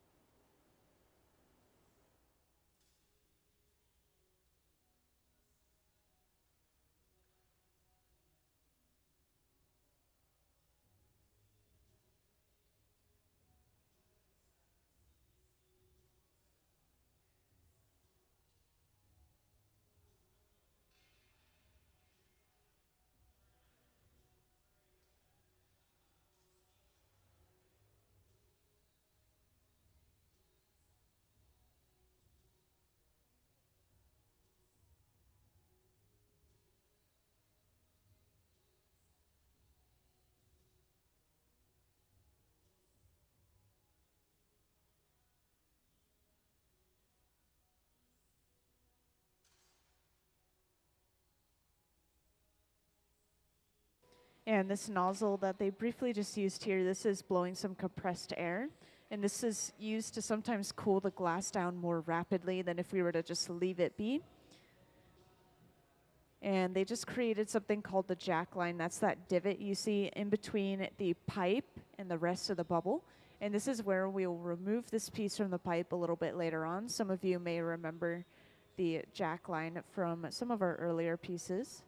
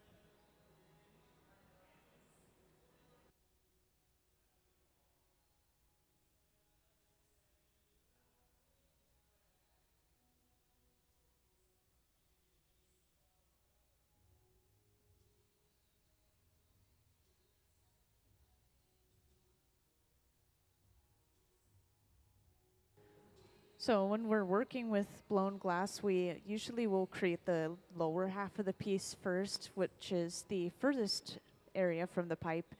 And then we will have to switch the orientation of the glass and then work on the other side. So right now we're just going to get started on the lower half of the piece. And just a reminder, that is the piece itself on that diagram that is right next to the furnace that they're using. So they're going to have this little lip that's kind of coming out at the very bottom of the piece.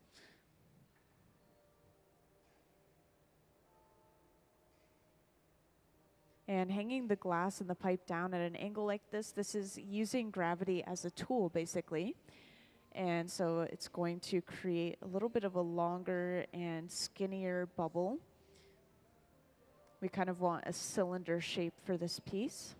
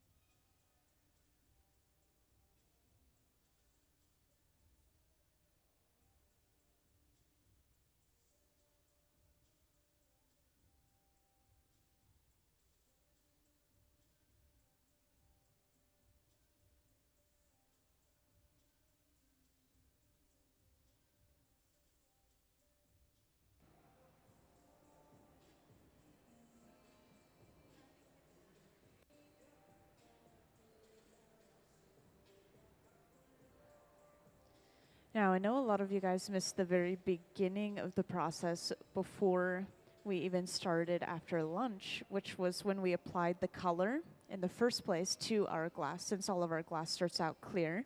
So I thought I would just share a video with you guys while they're continuing to stretch this glass out a little bit as to how we got our color on our piece. And this was through a technique called a color overlay.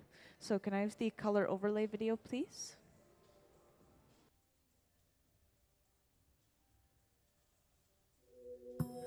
The color in glass comes from adding various materials to the mixture of raw ingredients called batch. Most of the colorants are compounds containing some kind of metal. For example, adding cobalt to clear glass creates a deep blue. Tin and antimony can be used to create white glass, and gold chloride can produce a rich red or pink colored glass. Colored glass is melted in furnaces, just like clear glass, and then is usually rolled into bars for storage and easy application.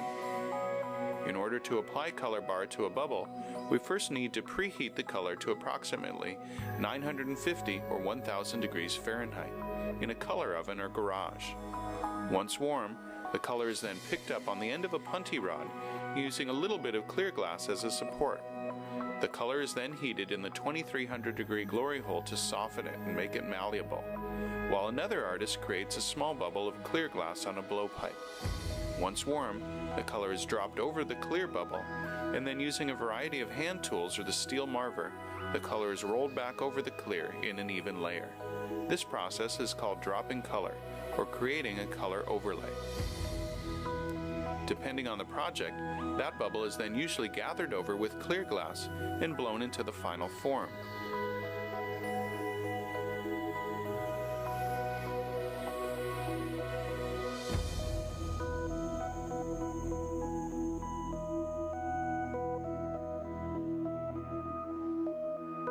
The finished product may appear to be all made from colored glass, but when viewed in cross-section, we can see that there is only a thin layer of color sandwiched between many layers of clear glass.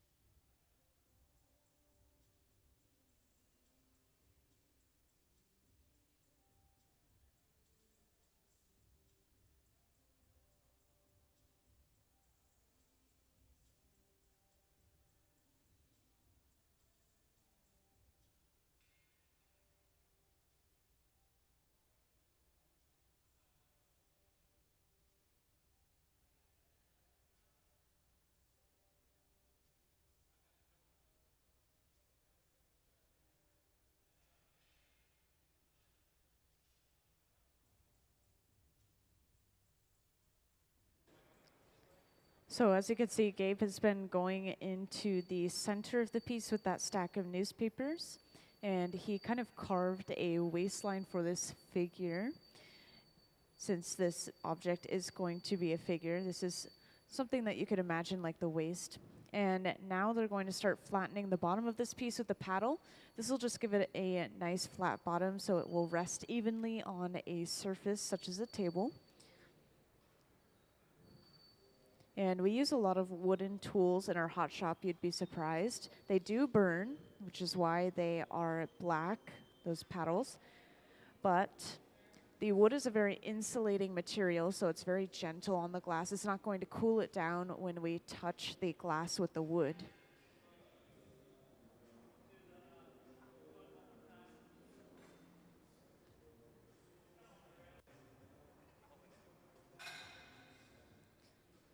And it seems like we have a decent amount of new people in here, so I just want to reintroduce what's going on today again real quick. So today we have a visiting artist, and if you didn't already know, his name is Romson Bustillo. And he was born in the Philippines, but he is a Seattle-based artist. He's been in Seattle for about 25 years, I believe. And today he's making some glass urns slash funerary jars. So we have some images of them down on this table here, but we also have the one that we're currently making on that metal wall, kind of by the furnace back there. And he is inspired by secondary burial traditions of pre-colonial Philippines for these funerary jars specifically. And he has a background in mixed media printmaking and also some other interdisciplinary arts. So as you'll notice, he doesn't work with the glass a lot himself. He has worked with a couple of glass-related arts, but glass blowing is not his niche. And so our hot shop team is going to be able to assist him in making his designs and his ideas kind of come to life. And we actually have a lot of visiting artists that come in that do not work with glass art themselves. So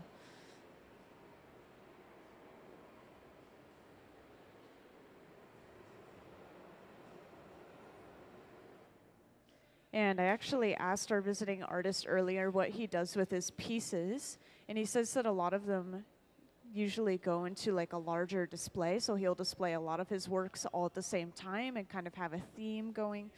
And then sometimes he will sell some of his artwork as well. And with these funerary jars specifically, he is hoping to sell them with the intent of using them as urns or funerary jars. So I thought that was a little interesting tidbit of information to share with you all.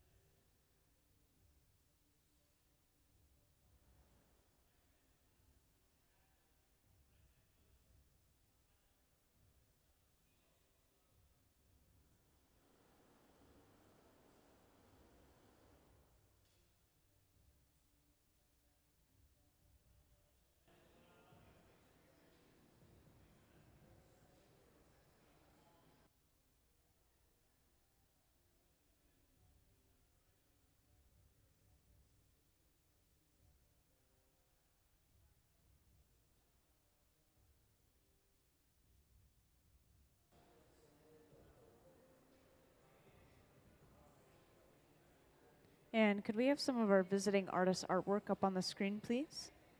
So I know some of you were already here before we came back in from our lunch break, and you saw some of this stuff up on the screen. But for those who haven't seen it yet, up on the screen is a slideshow of our visiting artist artwork. So you could see how his printmaking and some other interdisciplinary arts come in. He's worked with some ceramics before as well, and he's even etched glass. You'll see some etched glass up on the screen.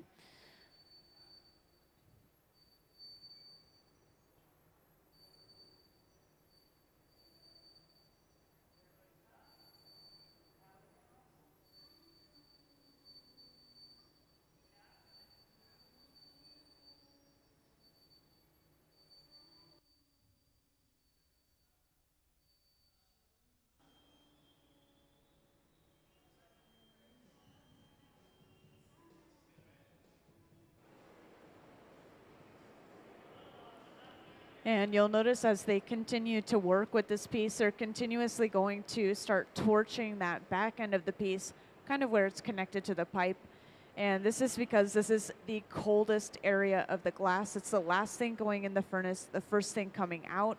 We want to make sure that everything is at around 1,000 degrees Fahrenheit or warmer so it doesn't crack or break from thermal shock.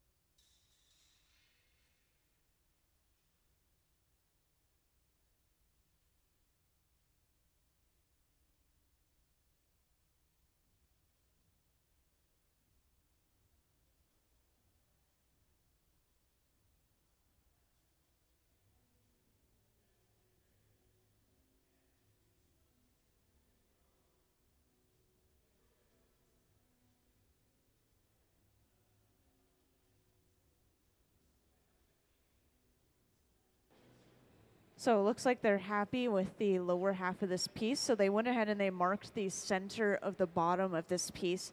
And this is where they're going to attach that second pipe that I briefly mentioned earlier. They're going to attach a second pipe to the bottom and then break this piece off from the pipe it's currently attached to. And this is going to basically flip the orientation of the piece. We'll have access to the top side of the piece where we can start to open it up a little bit. We can add those arms and some extra details.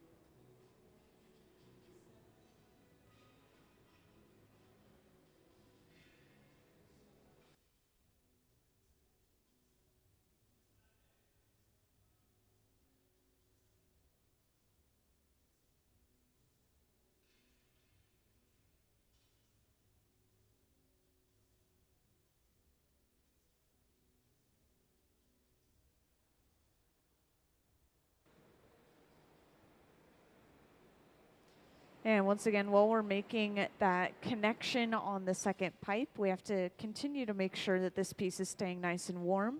And that is called flashing when we put it in the furnace and take it out over and over again, just kind of keeping it warm. And now they've just attached that second pipe, and Gabe is going in and he's actually making a line or a divot right in between that connection, like right in the middle of the piece and the pipe. This will make it easier to remove this second pipe later on as well, since this is just a temporary connection.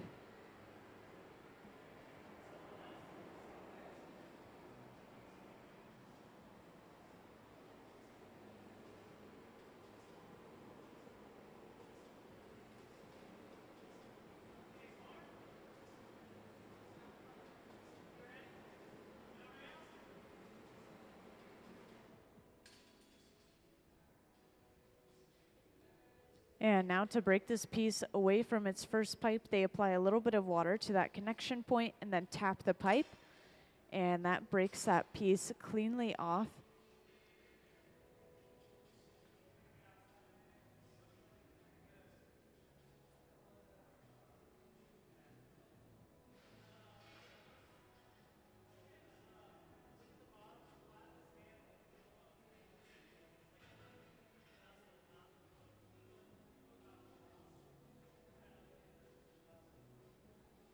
And while that connection is still hot and the rest of the piece is pretty cold, Gabe is going in and he's just making sure that the pipe is actually centered to the bottom of the piece. So whenever he stops turning, he's supporting the weight from the other side and letting it fall back on center with that pipe.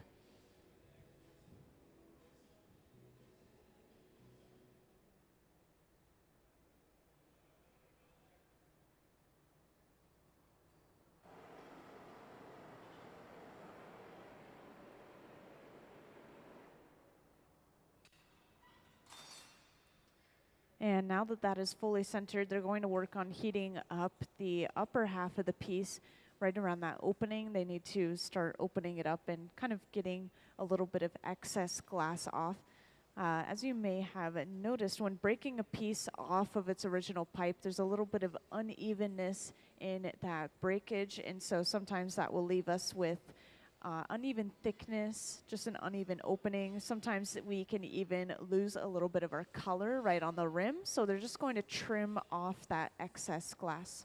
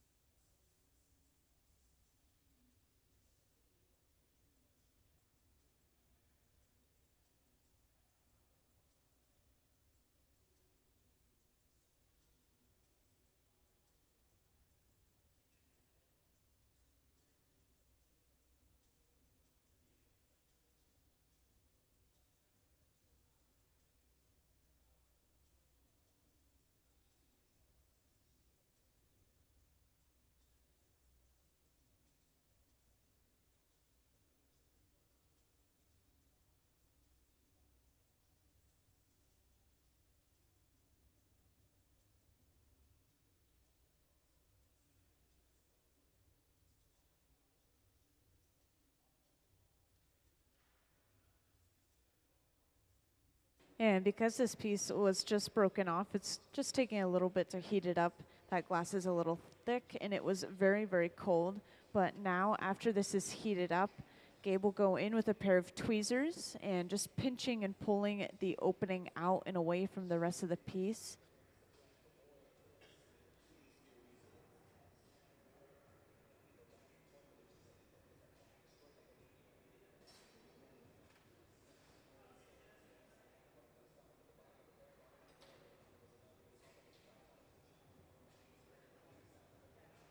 And they'll heat this up one more time before Gabe will trim off that excess glass with a pair of shears.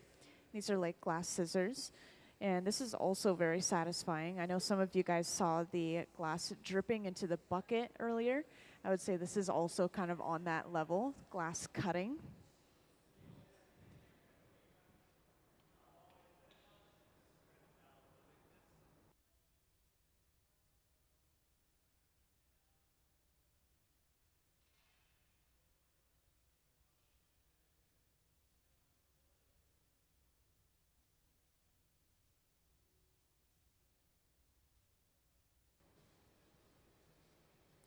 So you can see a pretty good view of it up on the screen as Gabe is cutting that glass off. And now this is leaving us with the perfect opening for this piece. It's kind of thinned out those walls a little bit as well. You may have seen that he was pulling the glass away, and this is kind of stretching out the neck of the piece.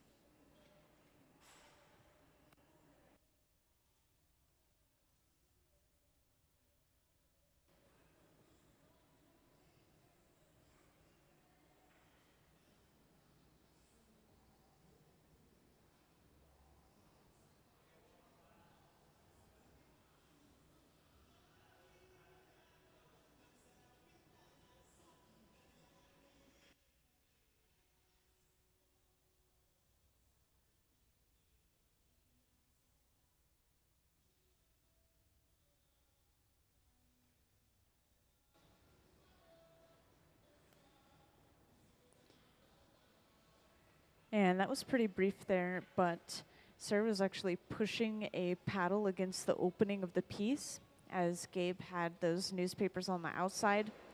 And this is just evening that lip out, kind of getting rid of a little bit of sharpness.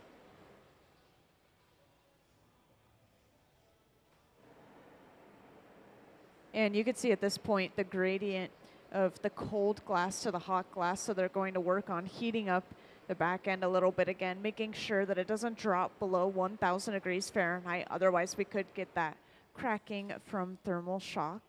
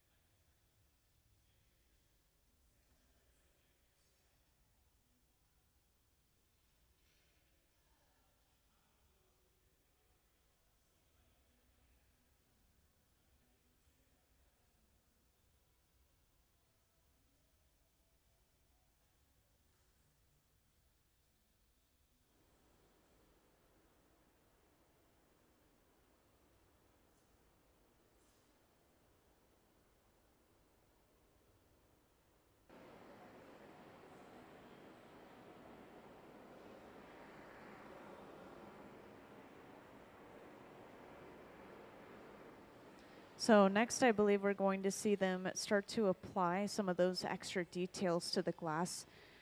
So over on the right, Sarah's working with some solid clear glass, and this is just going to remain solid clear glass, but it will be applied to the sides of the piece, just straight down the side to give the piece arms.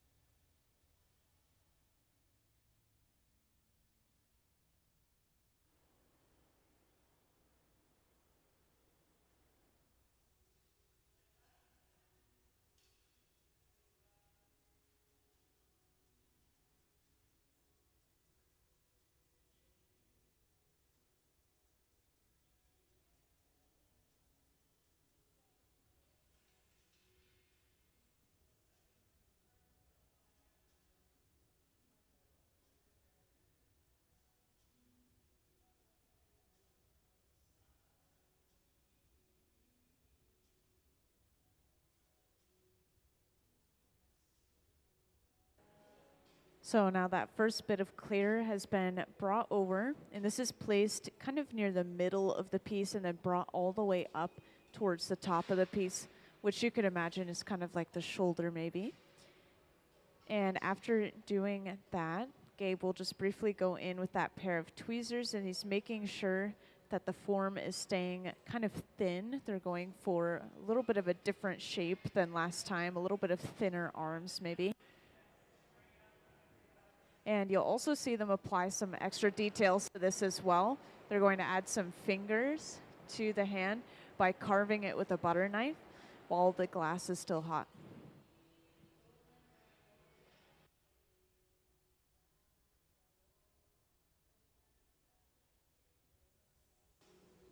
So now Gabe is going in with a small metal paddle, and he's carving each of those little fingers into that glass.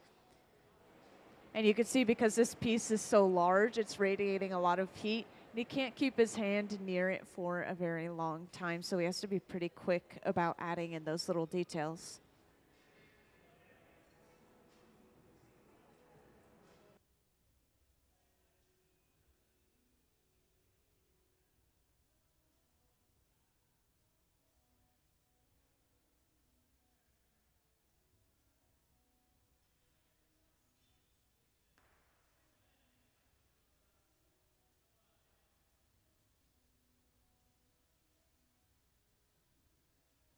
And some of you haven't seen this small torch yet, so I'll talk about it for a second. This is the hottest torch or hottest item we have in the hot shop. And the furnaces run between 21 and 2300 degrees Fahrenheit, but this torch actually gets up to around 5000 degrees Fahrenheit. So it's over double the heat of the furnaces of the molten glass. I think that's pretty impressive. So it's going to heat up a small area of glass very quickly and allow us to carve in those extra details. This is how we get the fine details in our glass art.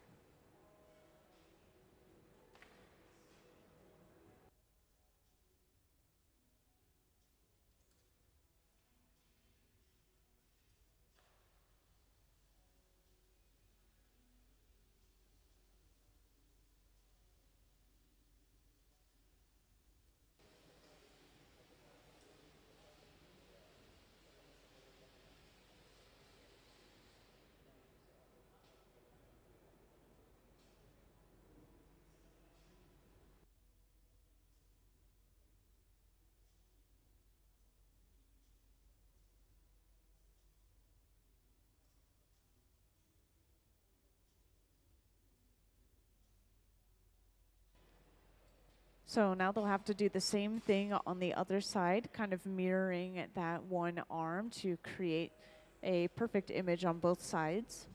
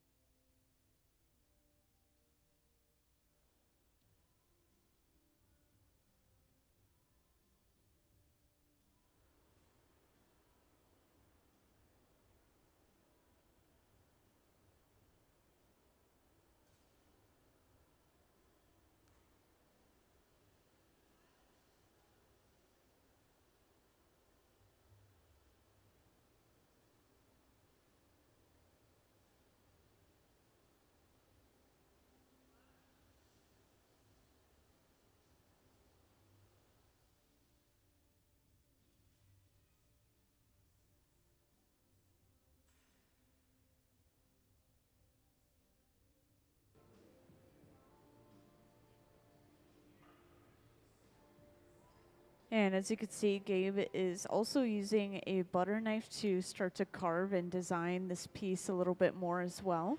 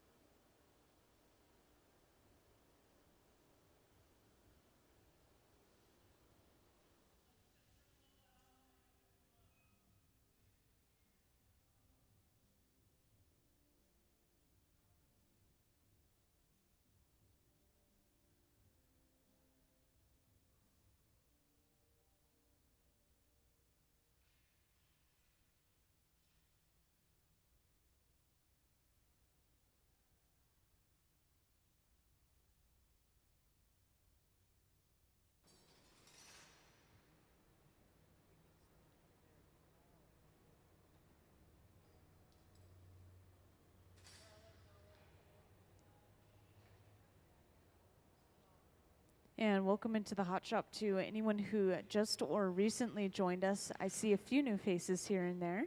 So I just want to reintroduce what's going on in the hot shop real quick so you guys know what's going on. So today we do have a visiting artist, and he is up kind of close to us in the front of the hot shop here, just to point him out to you. And his name is Romson Bustillo. And he was born in the Philippines, and he's a Seattle-based artist. I think he's been in the Seattle area for about 25 years, I heard. And today, he and the Hot Shop team are working on making some glass urns or funerary jars. And these are inspired by secondary burial traditions of pre-colonial Philippines. And we have some ideas for these down on this front table here, but the one that we're currently making is up on that metal wall right by the furnace that we're using there. And our visiting artist, he has a background in mixed media printmaking and some other interdisciplinary arts as well, such as ceramics, for example. So he has some images of things that he's made before. And could I have the slideshow of that up on the screen, please? So up on the screen, you'll see a little slideshow of our visiting artist artwork just to show off a little bit of what he's made before he came here. And this is his first time as a visiting artist at the Museum of Glass. And this is the first day of his residency as well. He'll be here for 2 more days, just through the weekend. And if anyone ever has any questions about the glass process, or even questions for our visiting artist, feel free to raise your hand and let me know, and I'll come right over.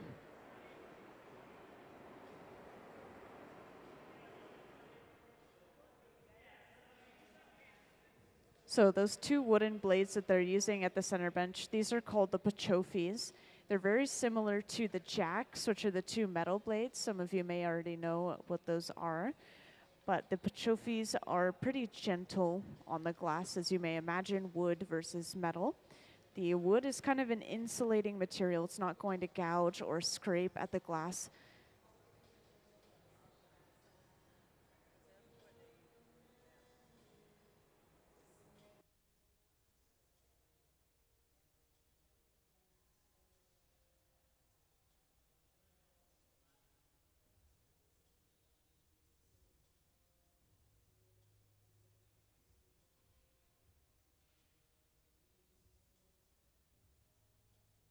Now you can see every time they're heating this up, the glass is kind of trying to pull in the direction of the thick, clear glass that's down the sides of the piece.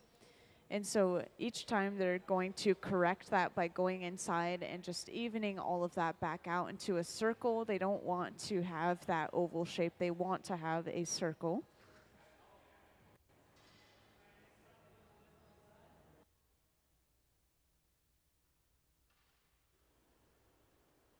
And to correct this even further, Gabe is going in with 2 corkwood paddles.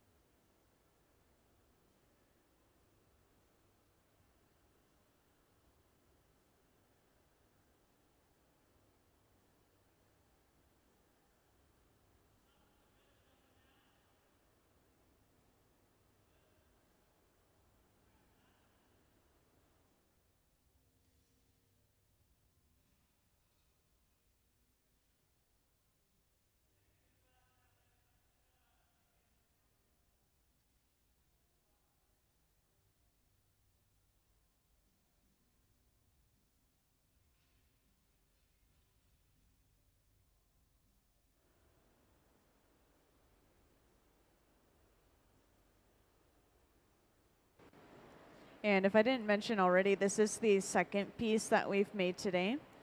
And it looks like we've come a pretty long ways. The first one that we made, it was very similar to this. We were going for the same design. The glass is pretty thick for both of these pieces.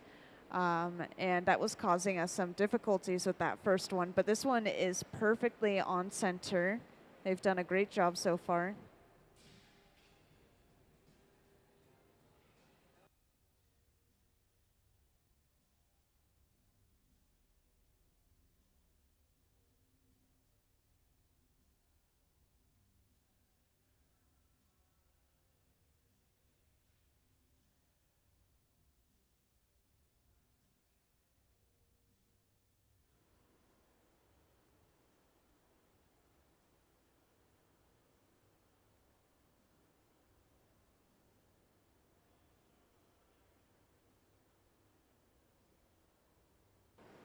And it looks like they're done altering this piece. They're just keeping it nice and warm and preparing to break this piece off.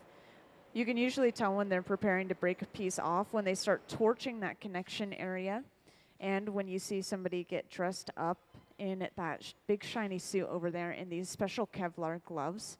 And this is going to protect Sarah from that glass as she picks it up off the end of the pipe to be put away.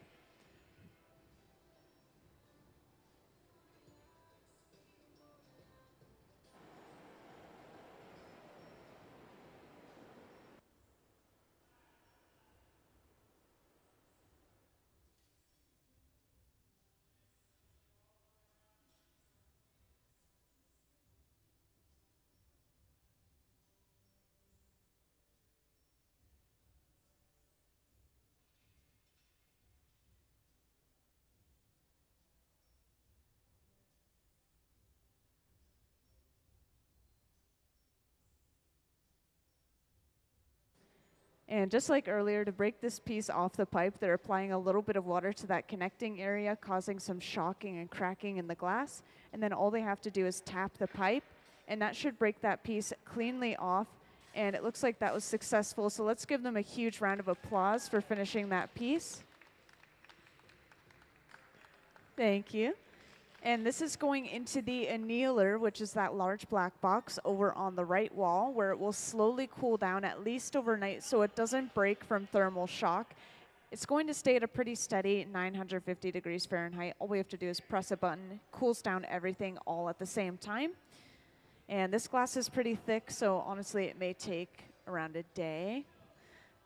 And we should get started on our next thing pretty soon here. We still have 2 hours left. They might deliberate on what they're going to make next. Does anyone have any questions so far?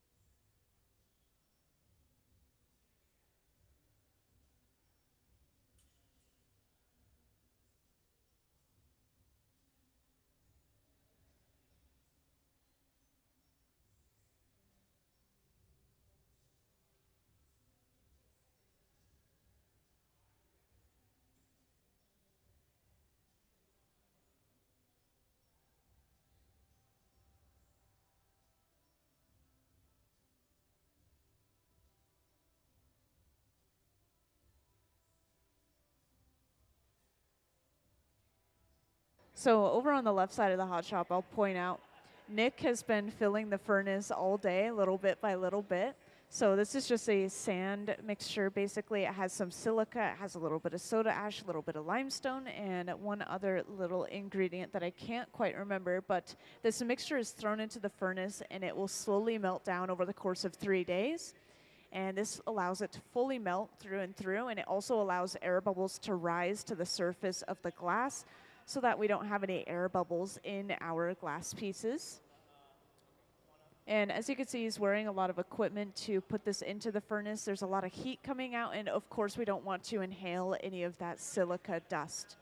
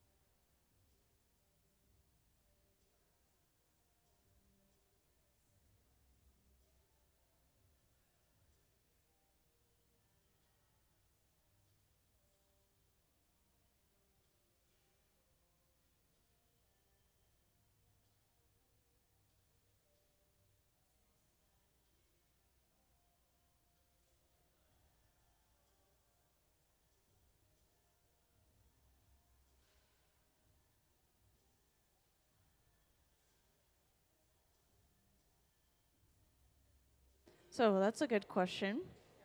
Every now and then people will ask me about the building that we're in, and so I'll just share it with the whole audience in case anyone else is curious. But this building shape is based off of these old wood burners, or like these old wood scrap burners that we used to have along this waterway that we're on right now. And those were called wigwam burners or beehive burners. And they were just burning extra wood scraps that would kind of come from the logging. This was a huge logging area. And of course, we didn't use them very much anymore as of recently, so they were all taken down. We try to use up all of the wood scraps now. But this building is kind of paying tribute to what this area used to be used for.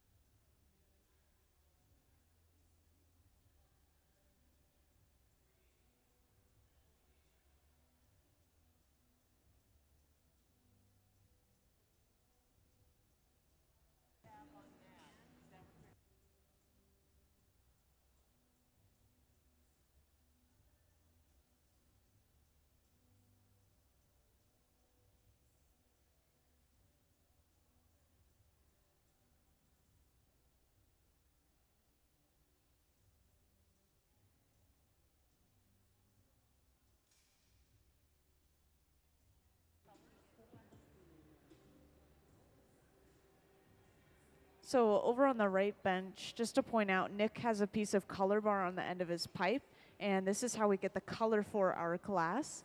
So this is just solid colored glass. We get the colors from different metals and minerals mixed into the glass. Just to give you an example, we would mix cobalt into glass to get cobalt blue, which some of you may have heard of. And this specific color that we're using right now is called aventurine. It's this really rich green with these glittery specks of copper throughout it. It's going to be really pretty, very interesting and eye-catching. And so over on the right, Nick has that color, and he's just going to melt it down to be able to drop it on top of a small clear bubble, which Sarah is preparing at the center here.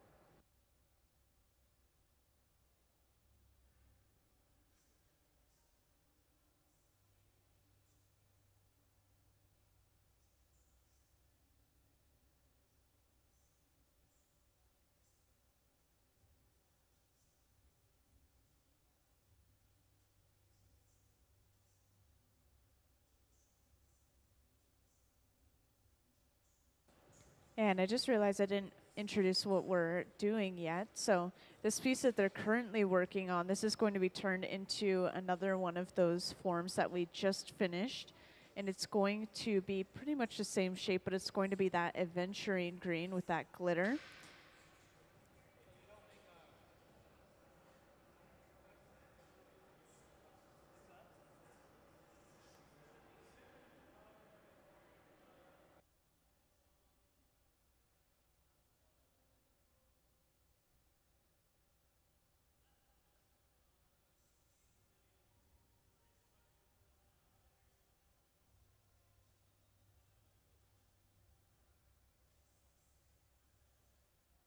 So now after heating that color up, this is dropped right on top of that small clear bubble. And this will be lightly pressed down into a bit of a disc shape before being evenly spread out over top of that clear bubble. It's just going to completely cover that bubble up and create something called a color overlay. And this is just going to give us a really even color across our entire piece.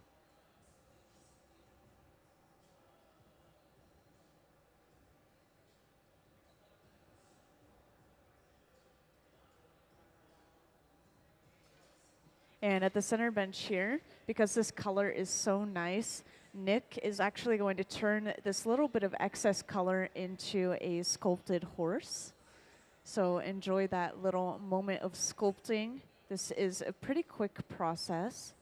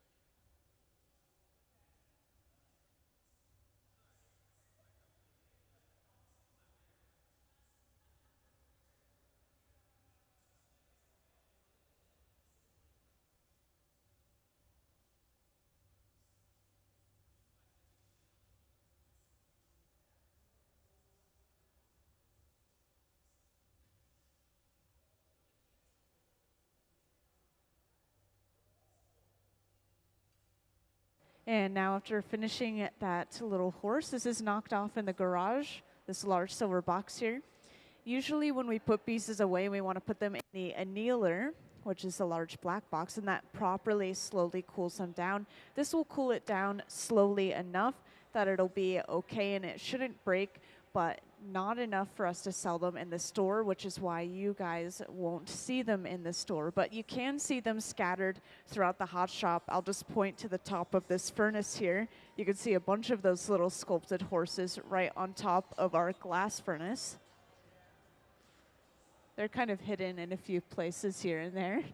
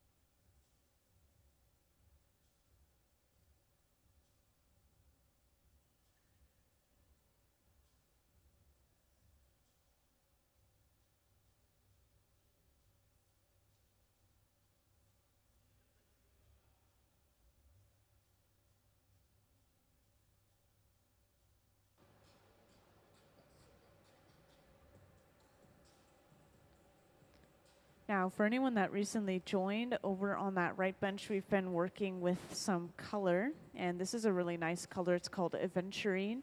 It's supposed to turn out a pretty rich green and have these sparkly flecks throughout it, and these are apparently flecks of copper.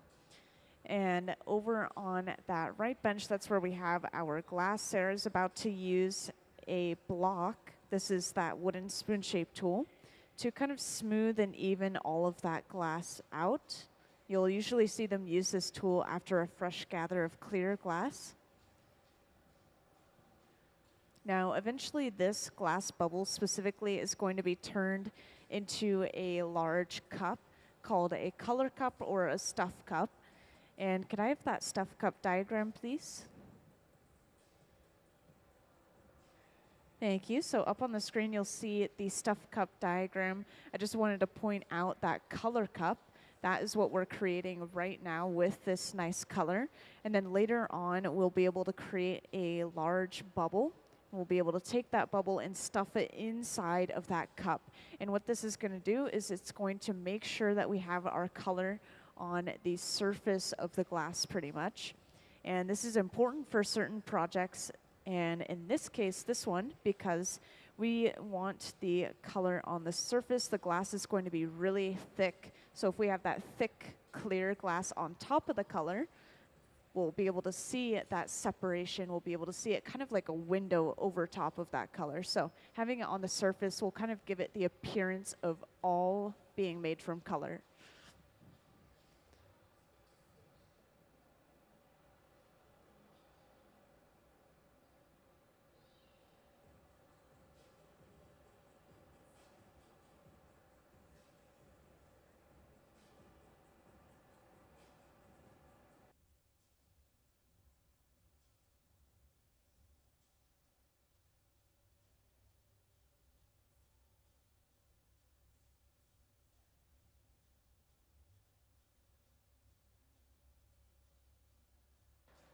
And just to point out again, this is the project that we're currently working on, is right here on the center bench's metal wall. And we've already made 2 of these today. This will be our 3rd one. And we're just kind of trying to perfect the shape. Since they're already in the rhythm of making that shape, they're choosing to make it as many times as they can within this one day.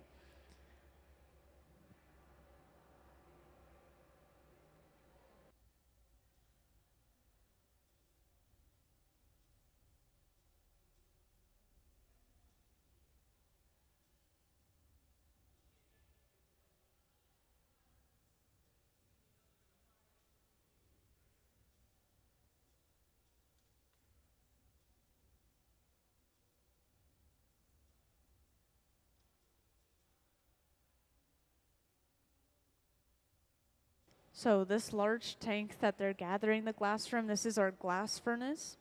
And the other one we're not using right now because we've just filled it up, as you may remember. You can kind of see the flames shooting out of it as it heats up all that glass. And then these open face furnaces, these are only for reheating, so they don't have any glass inside of them. And we have 2 of them on just so we can work at 2 benches at the same time if we need to. Sometimes we'll be working on multiple components for one piece at the same time. So it's mostly for convenience that we have 2 running. And the glass furnaces stay at a pretty steady 2150 degrees Fahrenheit. But the open face furnaces, they run between 21 and 2300 degrees Fahrenheit. Just depends on how quickly we want to reheat our glass, usually depending on the thickness of the glass.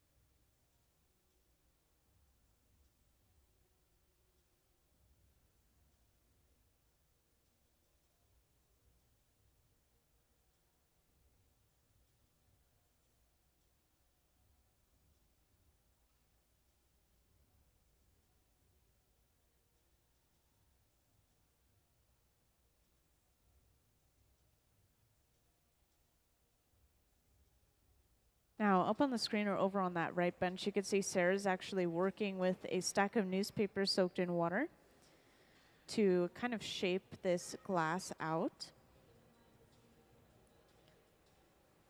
And they'll be using these throughout this project continuously. We use these for shaping for the most part, but as you can see, it's really close to using our hands to shape the glass, which is the convenience of them.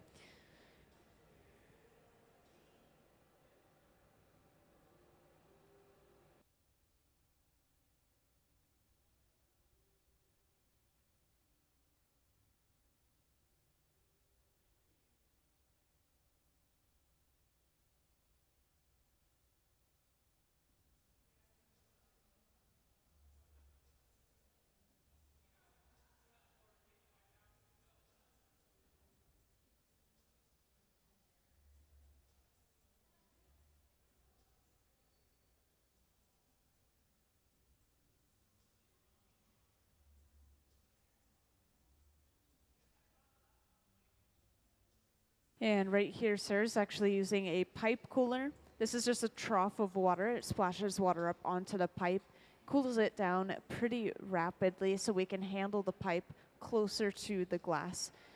So every now and then when we're gathering the clear glass, because it's kind of deep down in the tank, we have to stick our pipe kind of far in there. And because of that, the heat will kind of travel up the pipe as it's exposed to the heat inside of the furnace. So we will need to cool it down every now and then, just like they did there.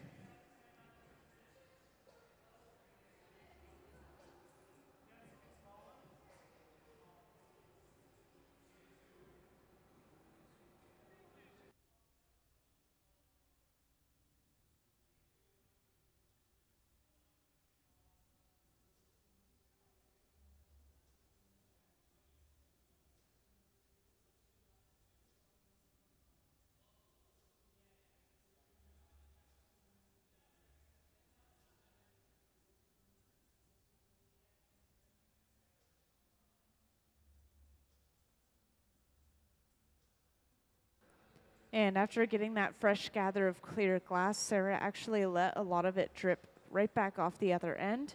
And this is called a strip gather. This is just giving us a partial layer of that clear glass. I know, it's very satisfying to watch, isn't it?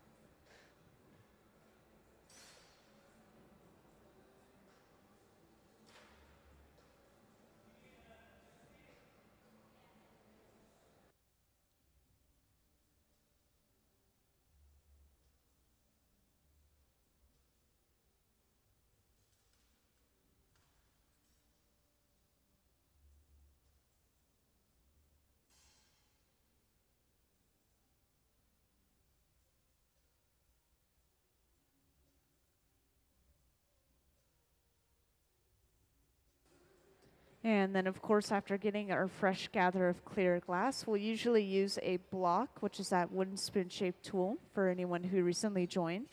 This is usually carved out of cherry wood and kept in water to help prevent it from burning.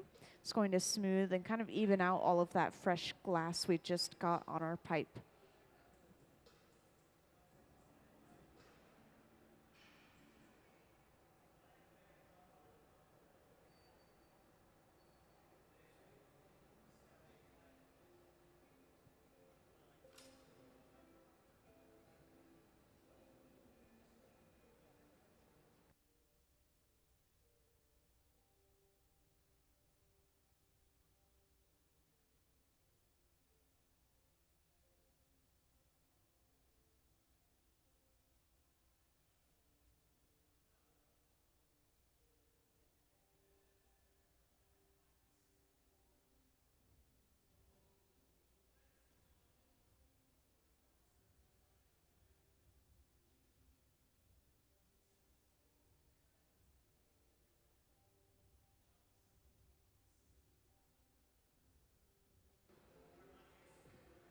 So every now and then you'll see us spray some water into that glass tank there.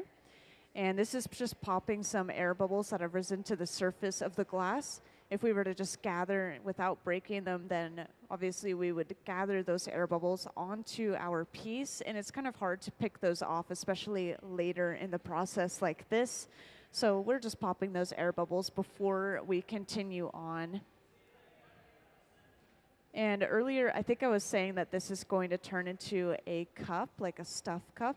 And I just noticed that it was getting bigger and bigger and bigger. So it is not turning into a stuffed cup. It's just going to turn into the piece itself. So they're going to turn this bubble that you see here into that form that you see that's pinned up to that metal wall next to the furnace.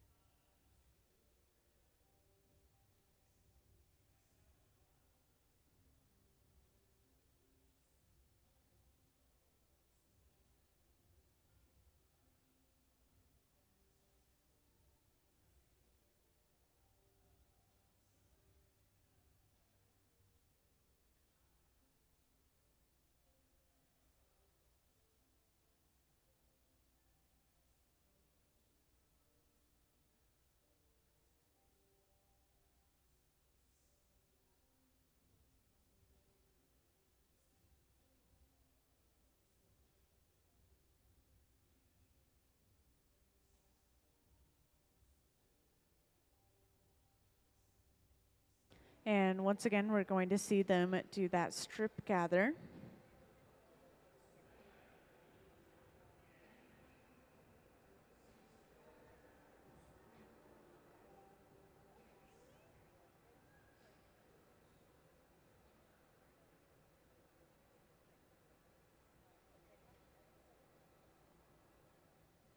And the glass is really thick and pretty heavy at this point. And today has been some of the bigger glass blowing I think I've seen in a little while.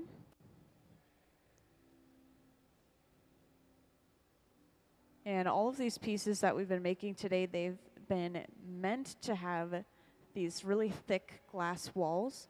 They almost kind of want it as thick as the images themselves, although they're not going for complete accuracy. They're trying to still kind of make it its own thing.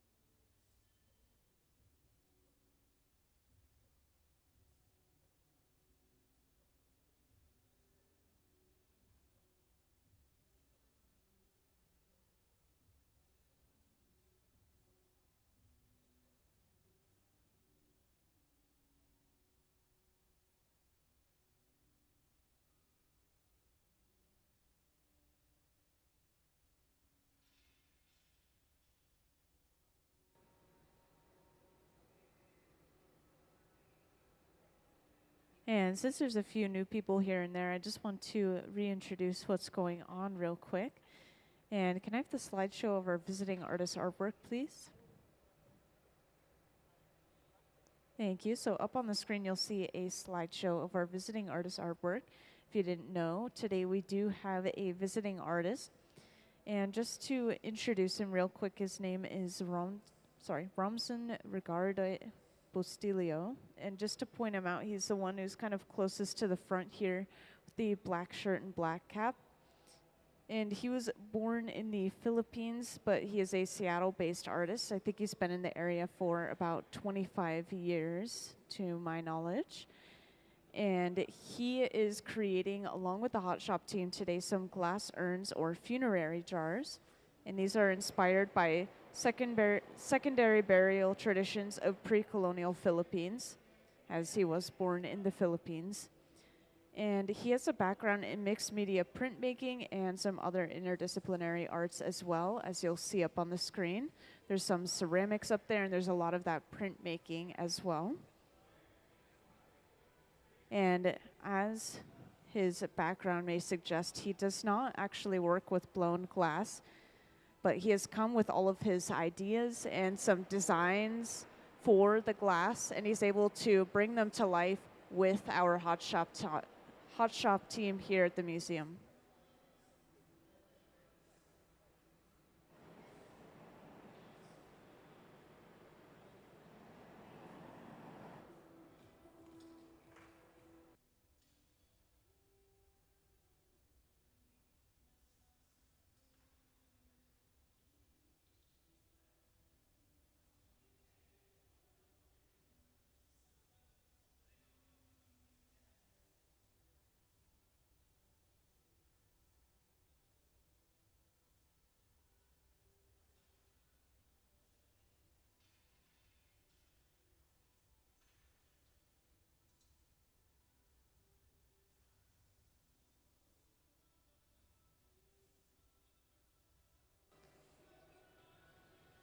And right here, Gabe is going in with the pair of jacks, those two metal blades.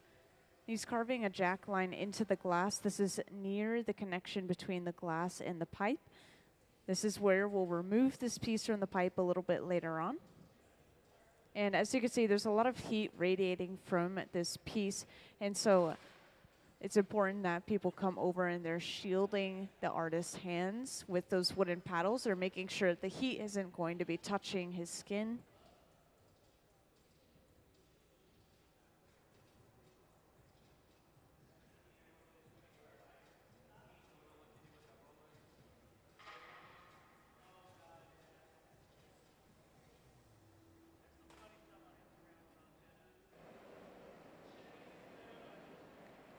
And this torch is running at around the same temperature as the furnaces, maybe around 21 to 2300 degrees Fahrenheit. This torch is going to apply some extra heat to a specific area of the glass rather than heating up the entire thing overall inside of the furnace.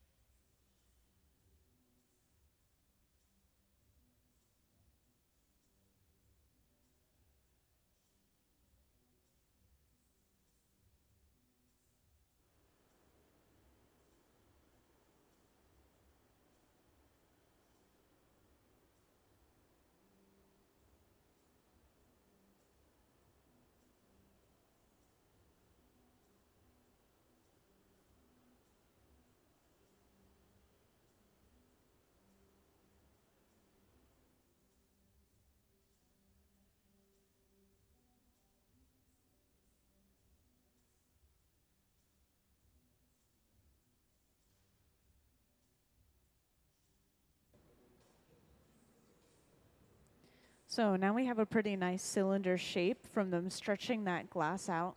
And you notice that they were using gravity as another one of their tools to stretch that glass out as they just hung the pipe down. And next, Gabe is going in with that stack of newspapers again, and he's going to start squeezing the middle of the bubble, and this is going to kind of create a waist for this figure. Now, some of you may have already heard that these are supposed to be some sort of funerary jars, but this one and a lot of the others are kind of taking on these humanoid figures or human figures. And so this one, they're squeezing that waist in, and they're going to add some arms down the side as well. And the lid is going to have a head.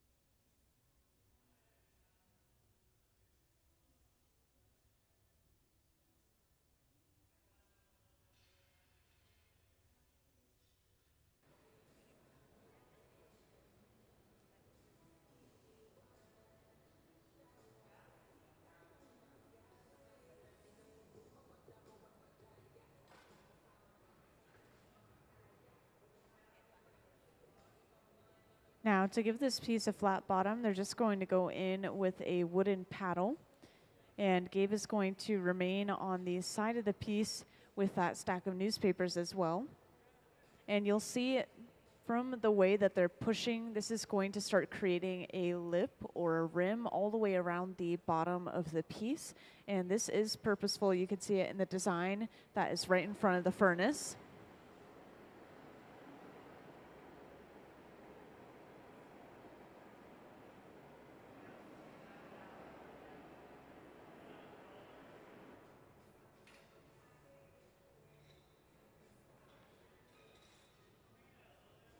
And of course, every now and then, they're going to start torching the back end of the piece, kind of where the glass and the pipe are connected. This is the last thing going into the furnace and the first thing coming out, so it's getting kind of cold at this point. We don't want any of the glass to drop below 1,000 degrees Fahrenheit. Otherwise, we could start to get cracking and breaking from thermal shock. So they're going to start kind of balancing that heat out and heating up the back end with that torch.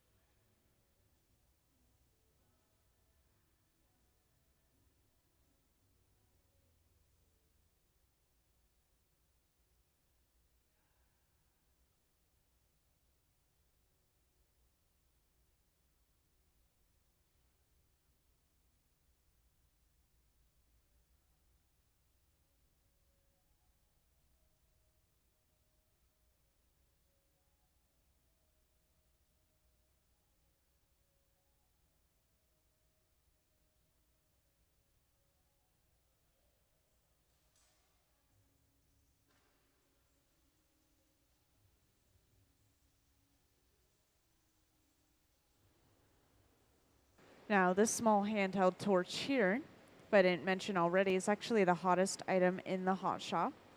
This torch can get up to around 5,000 degrees Fahrenheit, so that's over double the heat of the furnaces. It's over double the heat of the molten glass.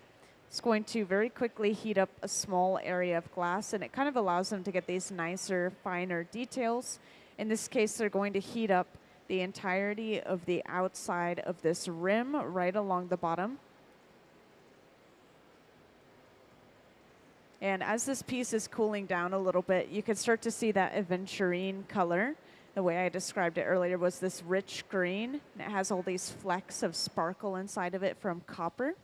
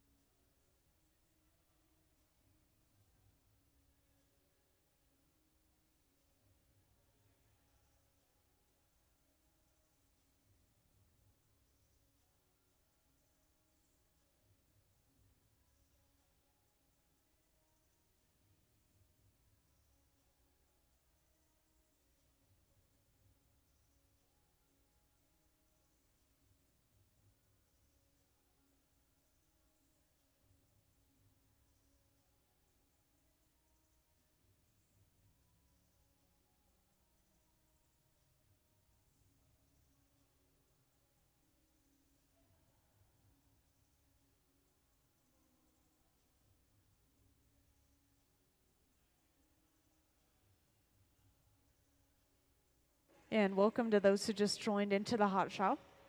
Right now, we have a visiting artist, and this is his first day in the hot shop as a visiting artist. This is his first day of his residency. And just to point him out to you, he's the man who has the black shirt and the black cap. And his name is Romson Bustillo.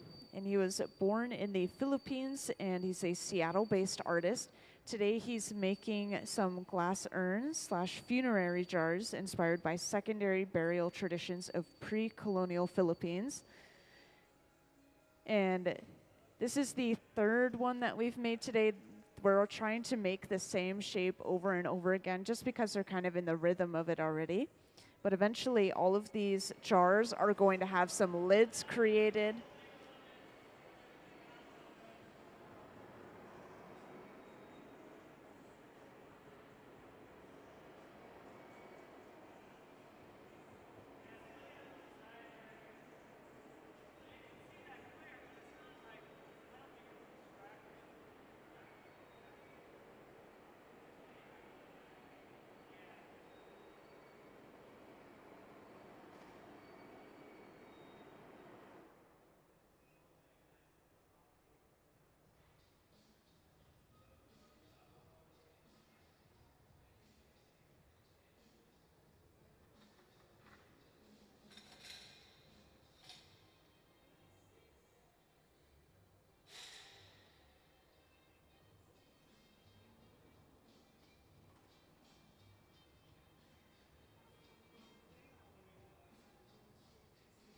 And I just want to remind everyone, if anyone ever has any questions, please feel free to raise your hand, grab my attention, I'll come right over. It can even be questions for our visiting artist, and I'll grab his attention, or I can ask him your question.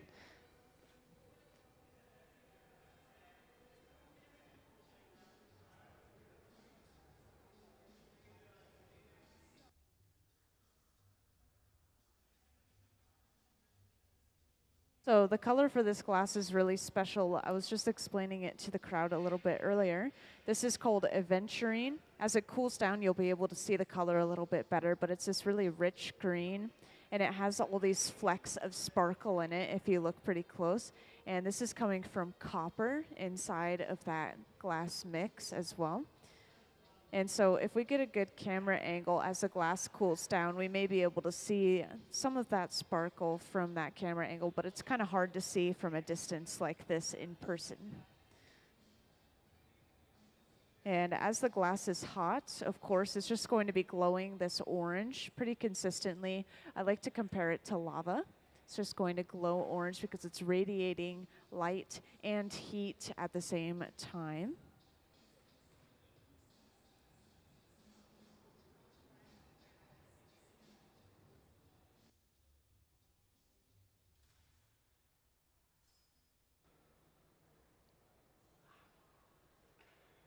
So the first one we made today took about 2 hours, but that was our first one. So as we kind of got into the groove and the rhythm of it, we got faster and faster. This one, I think so far has taken under an hour.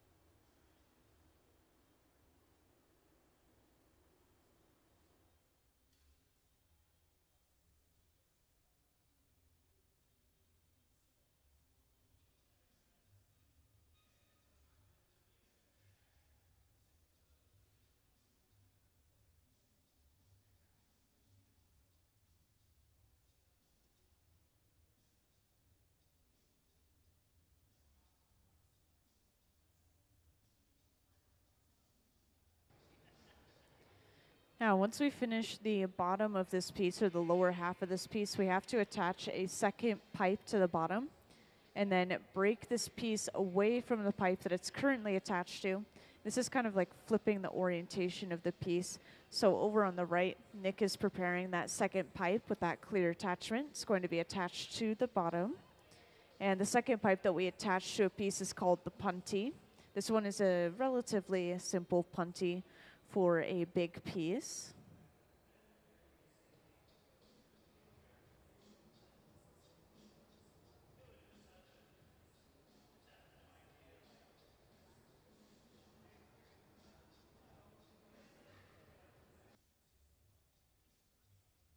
And you could tell we're definitely getting ready to break this piece off of this pipe because they just marked the center of the bottom of the piece with a little bit of chalk. That's just going to help them guide that second pipe and make sure that they actually hit center.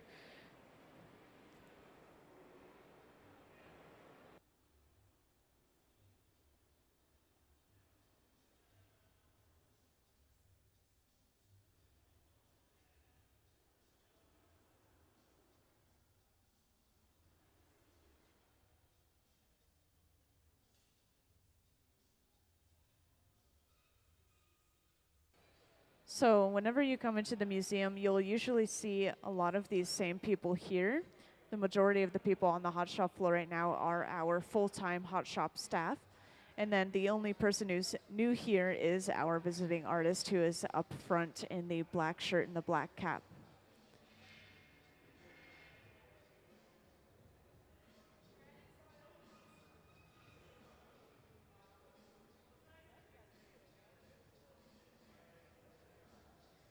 And now as this glass is starting to cool down a little bit by little bit, you can start to see that glittery green color, especially up on the camera. It's a really nice view of it, honestly. And now Nick has just come over with that puntee. This is attached right in the center of the bottom of this piece. And to make this easier to remove later on as well, Gabe is going in with a pair of jacks, and he's just creating a line right in between that connection, right between the bottom of the piece and the pipe.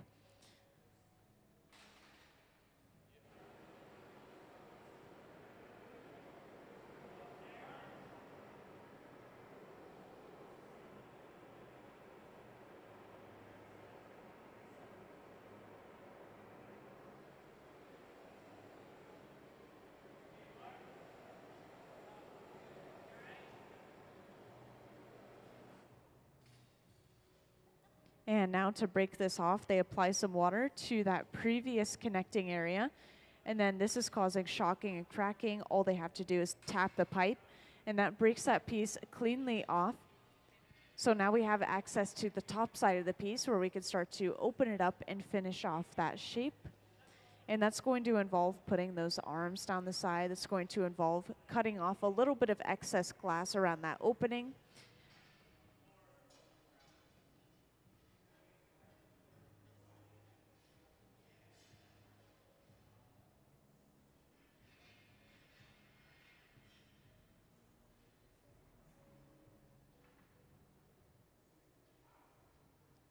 And while the piece is still cold and that connection is still hot, it's usually brought back to the bench like this. Whenever they stop turning, this is them letting the piece fall back on center with the pipe, and they'll support the weight from the other side.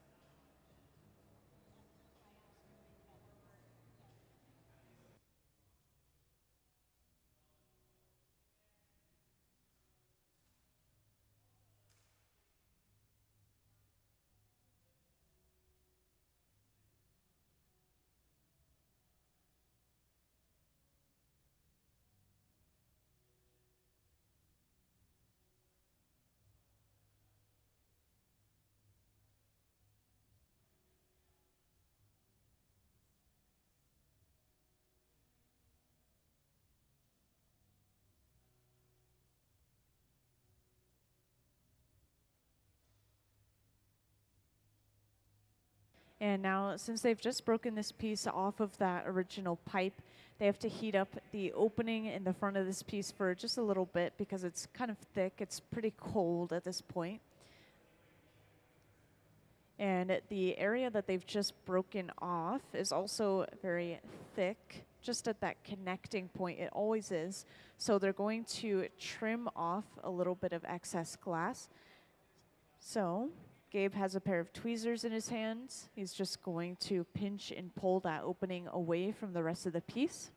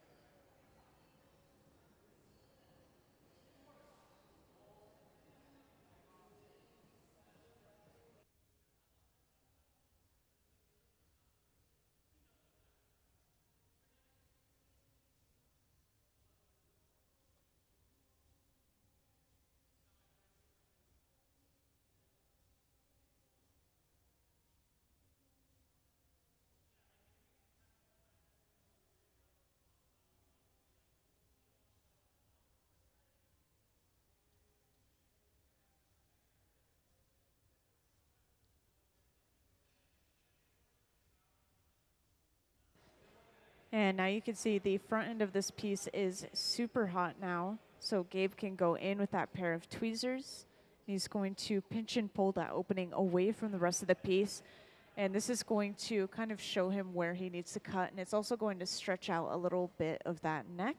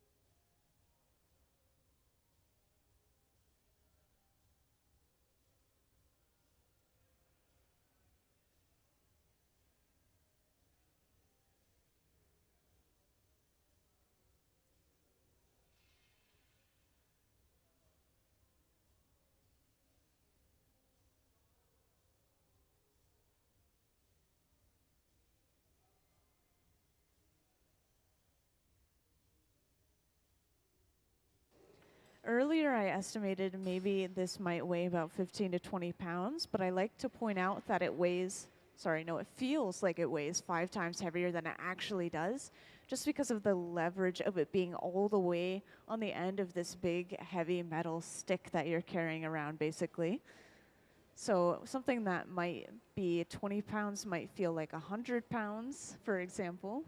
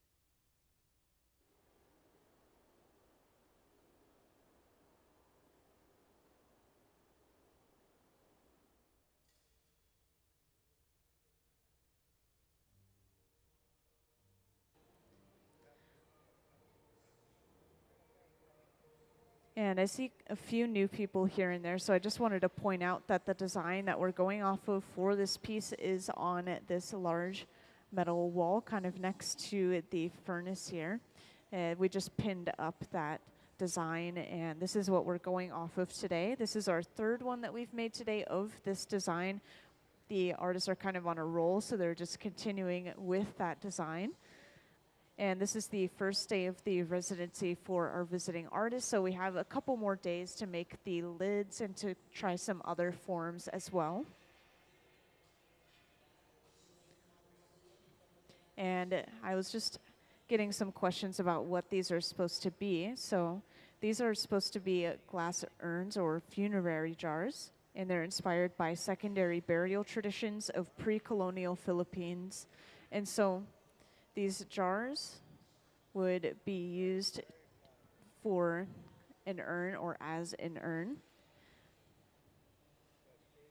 And our artist has told me that he would probably display some of these pieces in a group, so he would be able to put multiple pieces together, as well as maybe some of his other art that he's made. And he maybe would sell some of these as well, with the intent of them being used as an urn.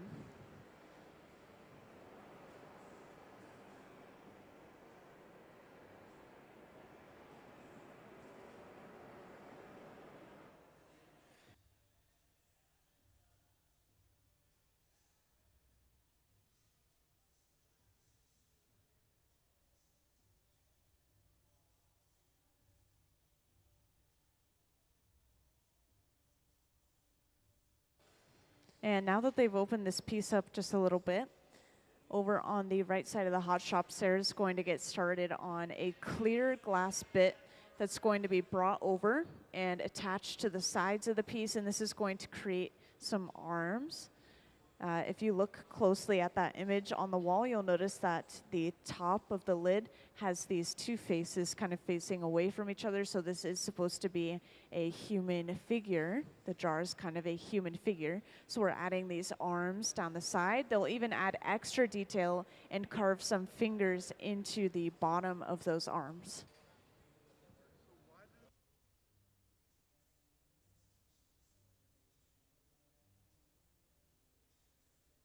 So some of you may remember from earlier, but this is kind of similar. We're heating up the back end of the piece over and over again using this large fluffy flame. It's the last part of the piece going into the furnace and the first thing coming out, so it's naturally the coldest. We don't want anything to drop below 1,000 degrees Fahrenheit, otherwise we could get cracking and breaking from thermal shock. So we're just trying to balance out that heat and heat up that back end a little bit more.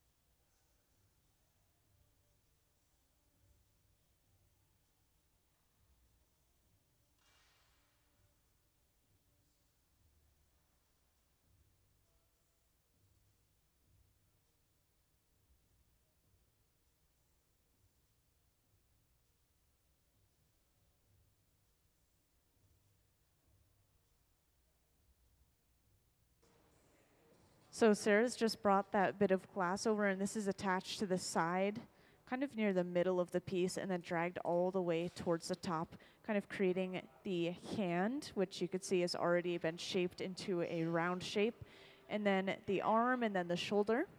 And they're going to mirror that. They're going to do that on the other side as well. But I believe that they're going to carve those fingers in before they move on to the second arm, just trying to carve it while it's still hot and malleable.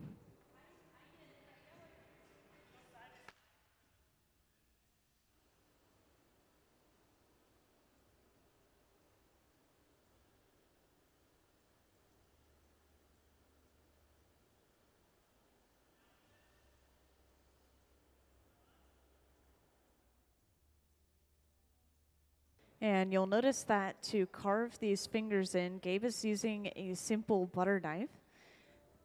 And we can use pretty much anything in the hot shop as a tool as long as it has a higher melting point than the glass, or as long as it's not going to stick to the glass. So we use a lot of wood, we use a lot of steel, and we just have a steel butter knife on hand.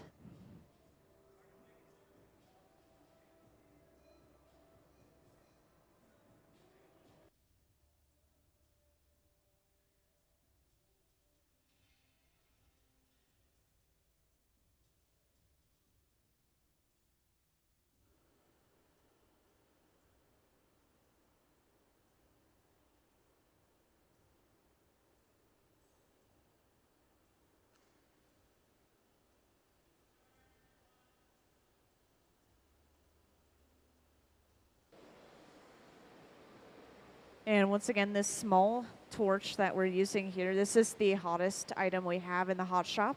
It can get up to around 5,000 degrees Fahrenheit. So that's over double the heat of the molten glass. It's over double the heat of the furnaces. This will very quickly heat up a small area of glass, and it really allows us to get some finer details in our artwork. In this case, we're trying to cut off that little bit of excess glass right at the top of this object.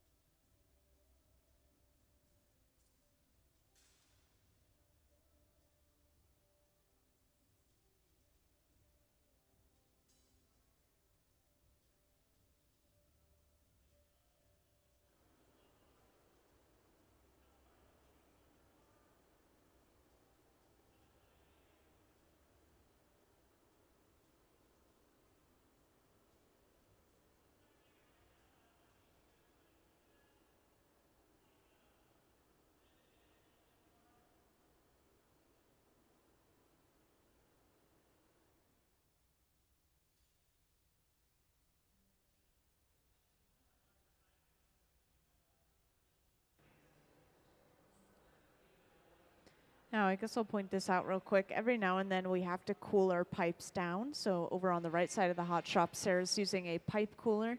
This is just a trough of water, splashes water up onto that pipe, and it cools it down pretty rapidly.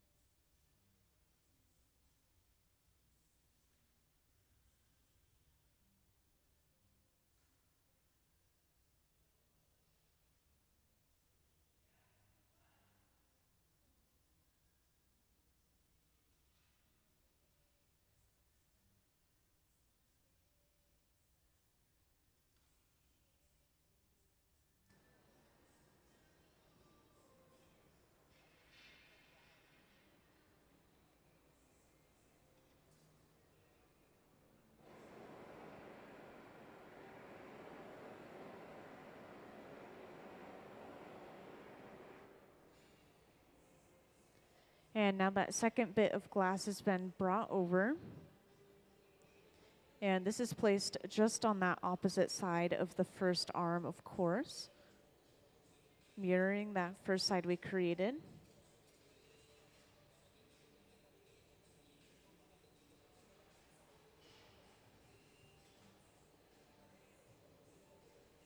And you could see the entire piece is pretty much not glowing anymore. That means the entire piece is probably right at around 1,000 degrees Fahrenheit or a little bit warmer.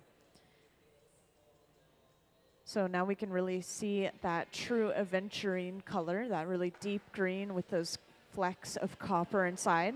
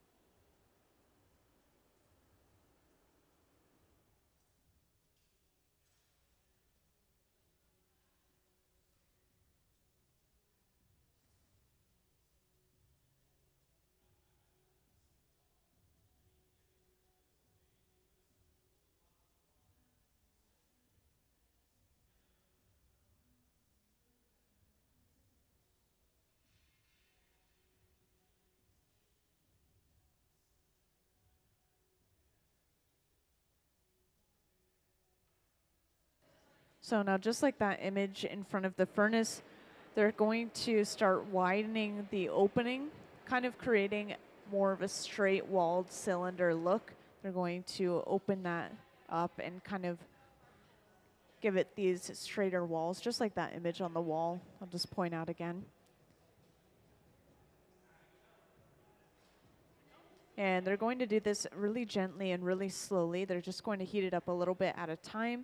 And they're going to be using some wooden tools to open this up from the inside instead of metal tools. The metal could cause some scraping or some gouging, just little bits of imperfections. But the wooden tools are going to be very gentle, very soft on the inside of this glass piece.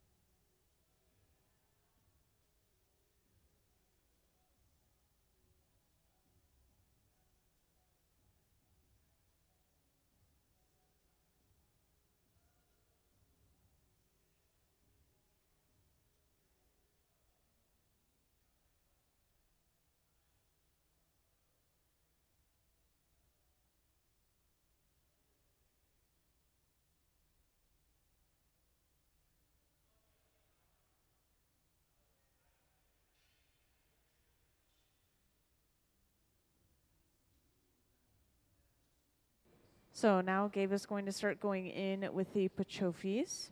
You'll notice these are very similar to the jacks, which are those two metal blades, but instead we have those two wood blades. And like I mentioned, this is going to be pretty gentle on that glass.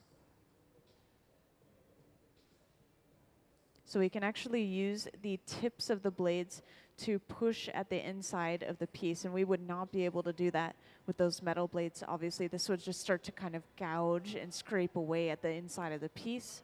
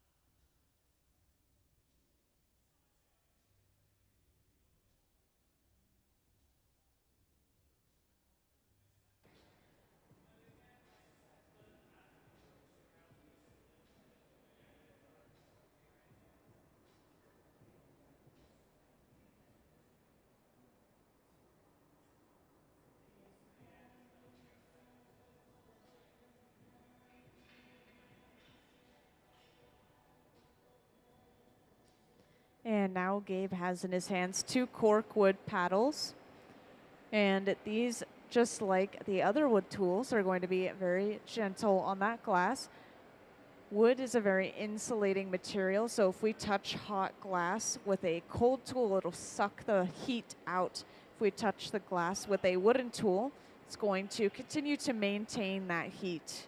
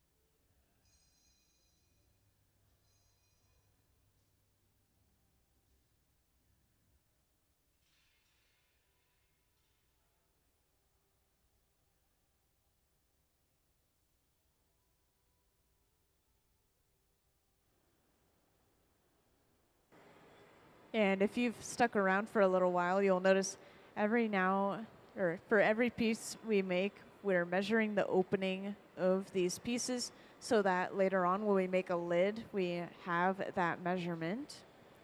Or maybe they're measuring to kind of hit these exact measurements, but they're kind of keeping these tools to the side, so I assume that they're going to use them later on as well.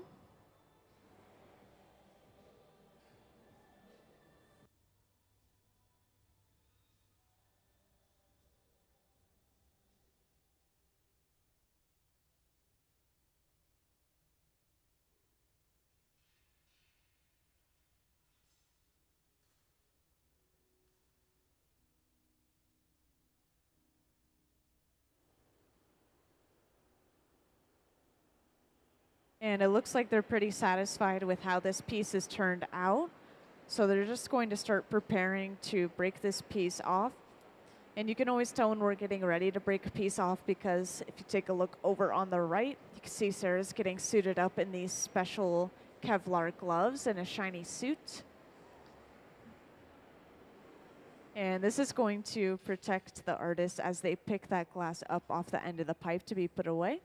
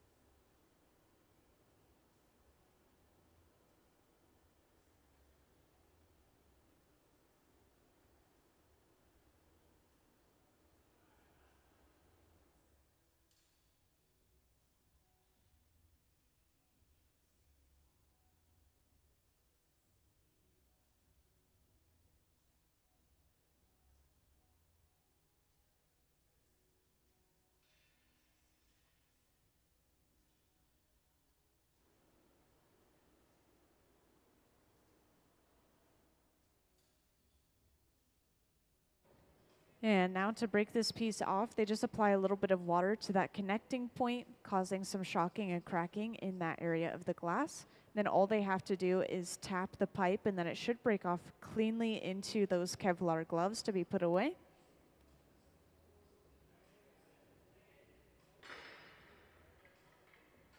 And that was a successful break. So now this is going over to the annealer. Let's give them a round of applause for finishing that piece.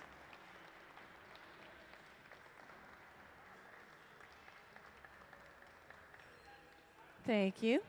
So this is going to rest in the annealer for at least overnight, so it cools down very, very slowly, so it prevents thermal shock, which could cause cracking and breaking in the glass.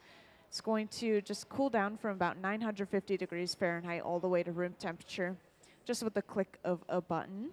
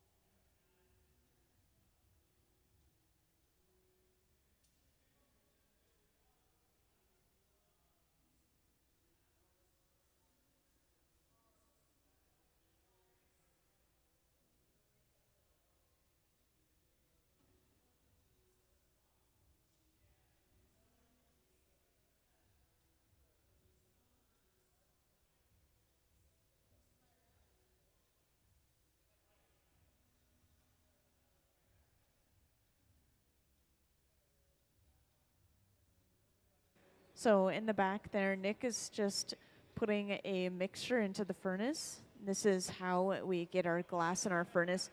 Our clear glass mixture, this is mostly silica sand, a little bit of soda ash, a little bit of limestone, and that helps lower the melting point of the pure silica. So just to point that out, pretty interesting. You won't see that super often, and he's super geared up because obviously it's very dangerous to inhale the silica powder. And he's been adding it in there all day, just a little bit by little bit, so the furnace has time to melt down the previous batch, and then he puts more in, and then it melts that down. And this is going to rest for 3 days so that the air bubbles rise to the surface and kind of disperse and pop, because we don't want to get air bubbles in all of our pieces.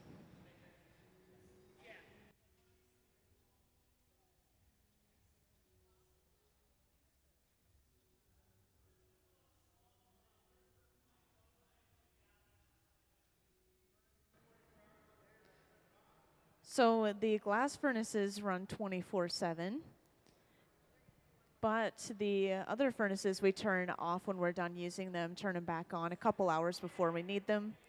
The glass furnaces, if they were to turn off and the glass cooled down, it would destroy the ceramic tank that's holding the glass, just because of the way the glass kind of expands and contracts as it cools. So it would kind of grip the tank and then pull and break it. Yeah, so all the furnaces in here are natural gas and forced air, and our torches are propane and oxygen. So we have a couple of different things going on, but for the most part, we're using natural gas.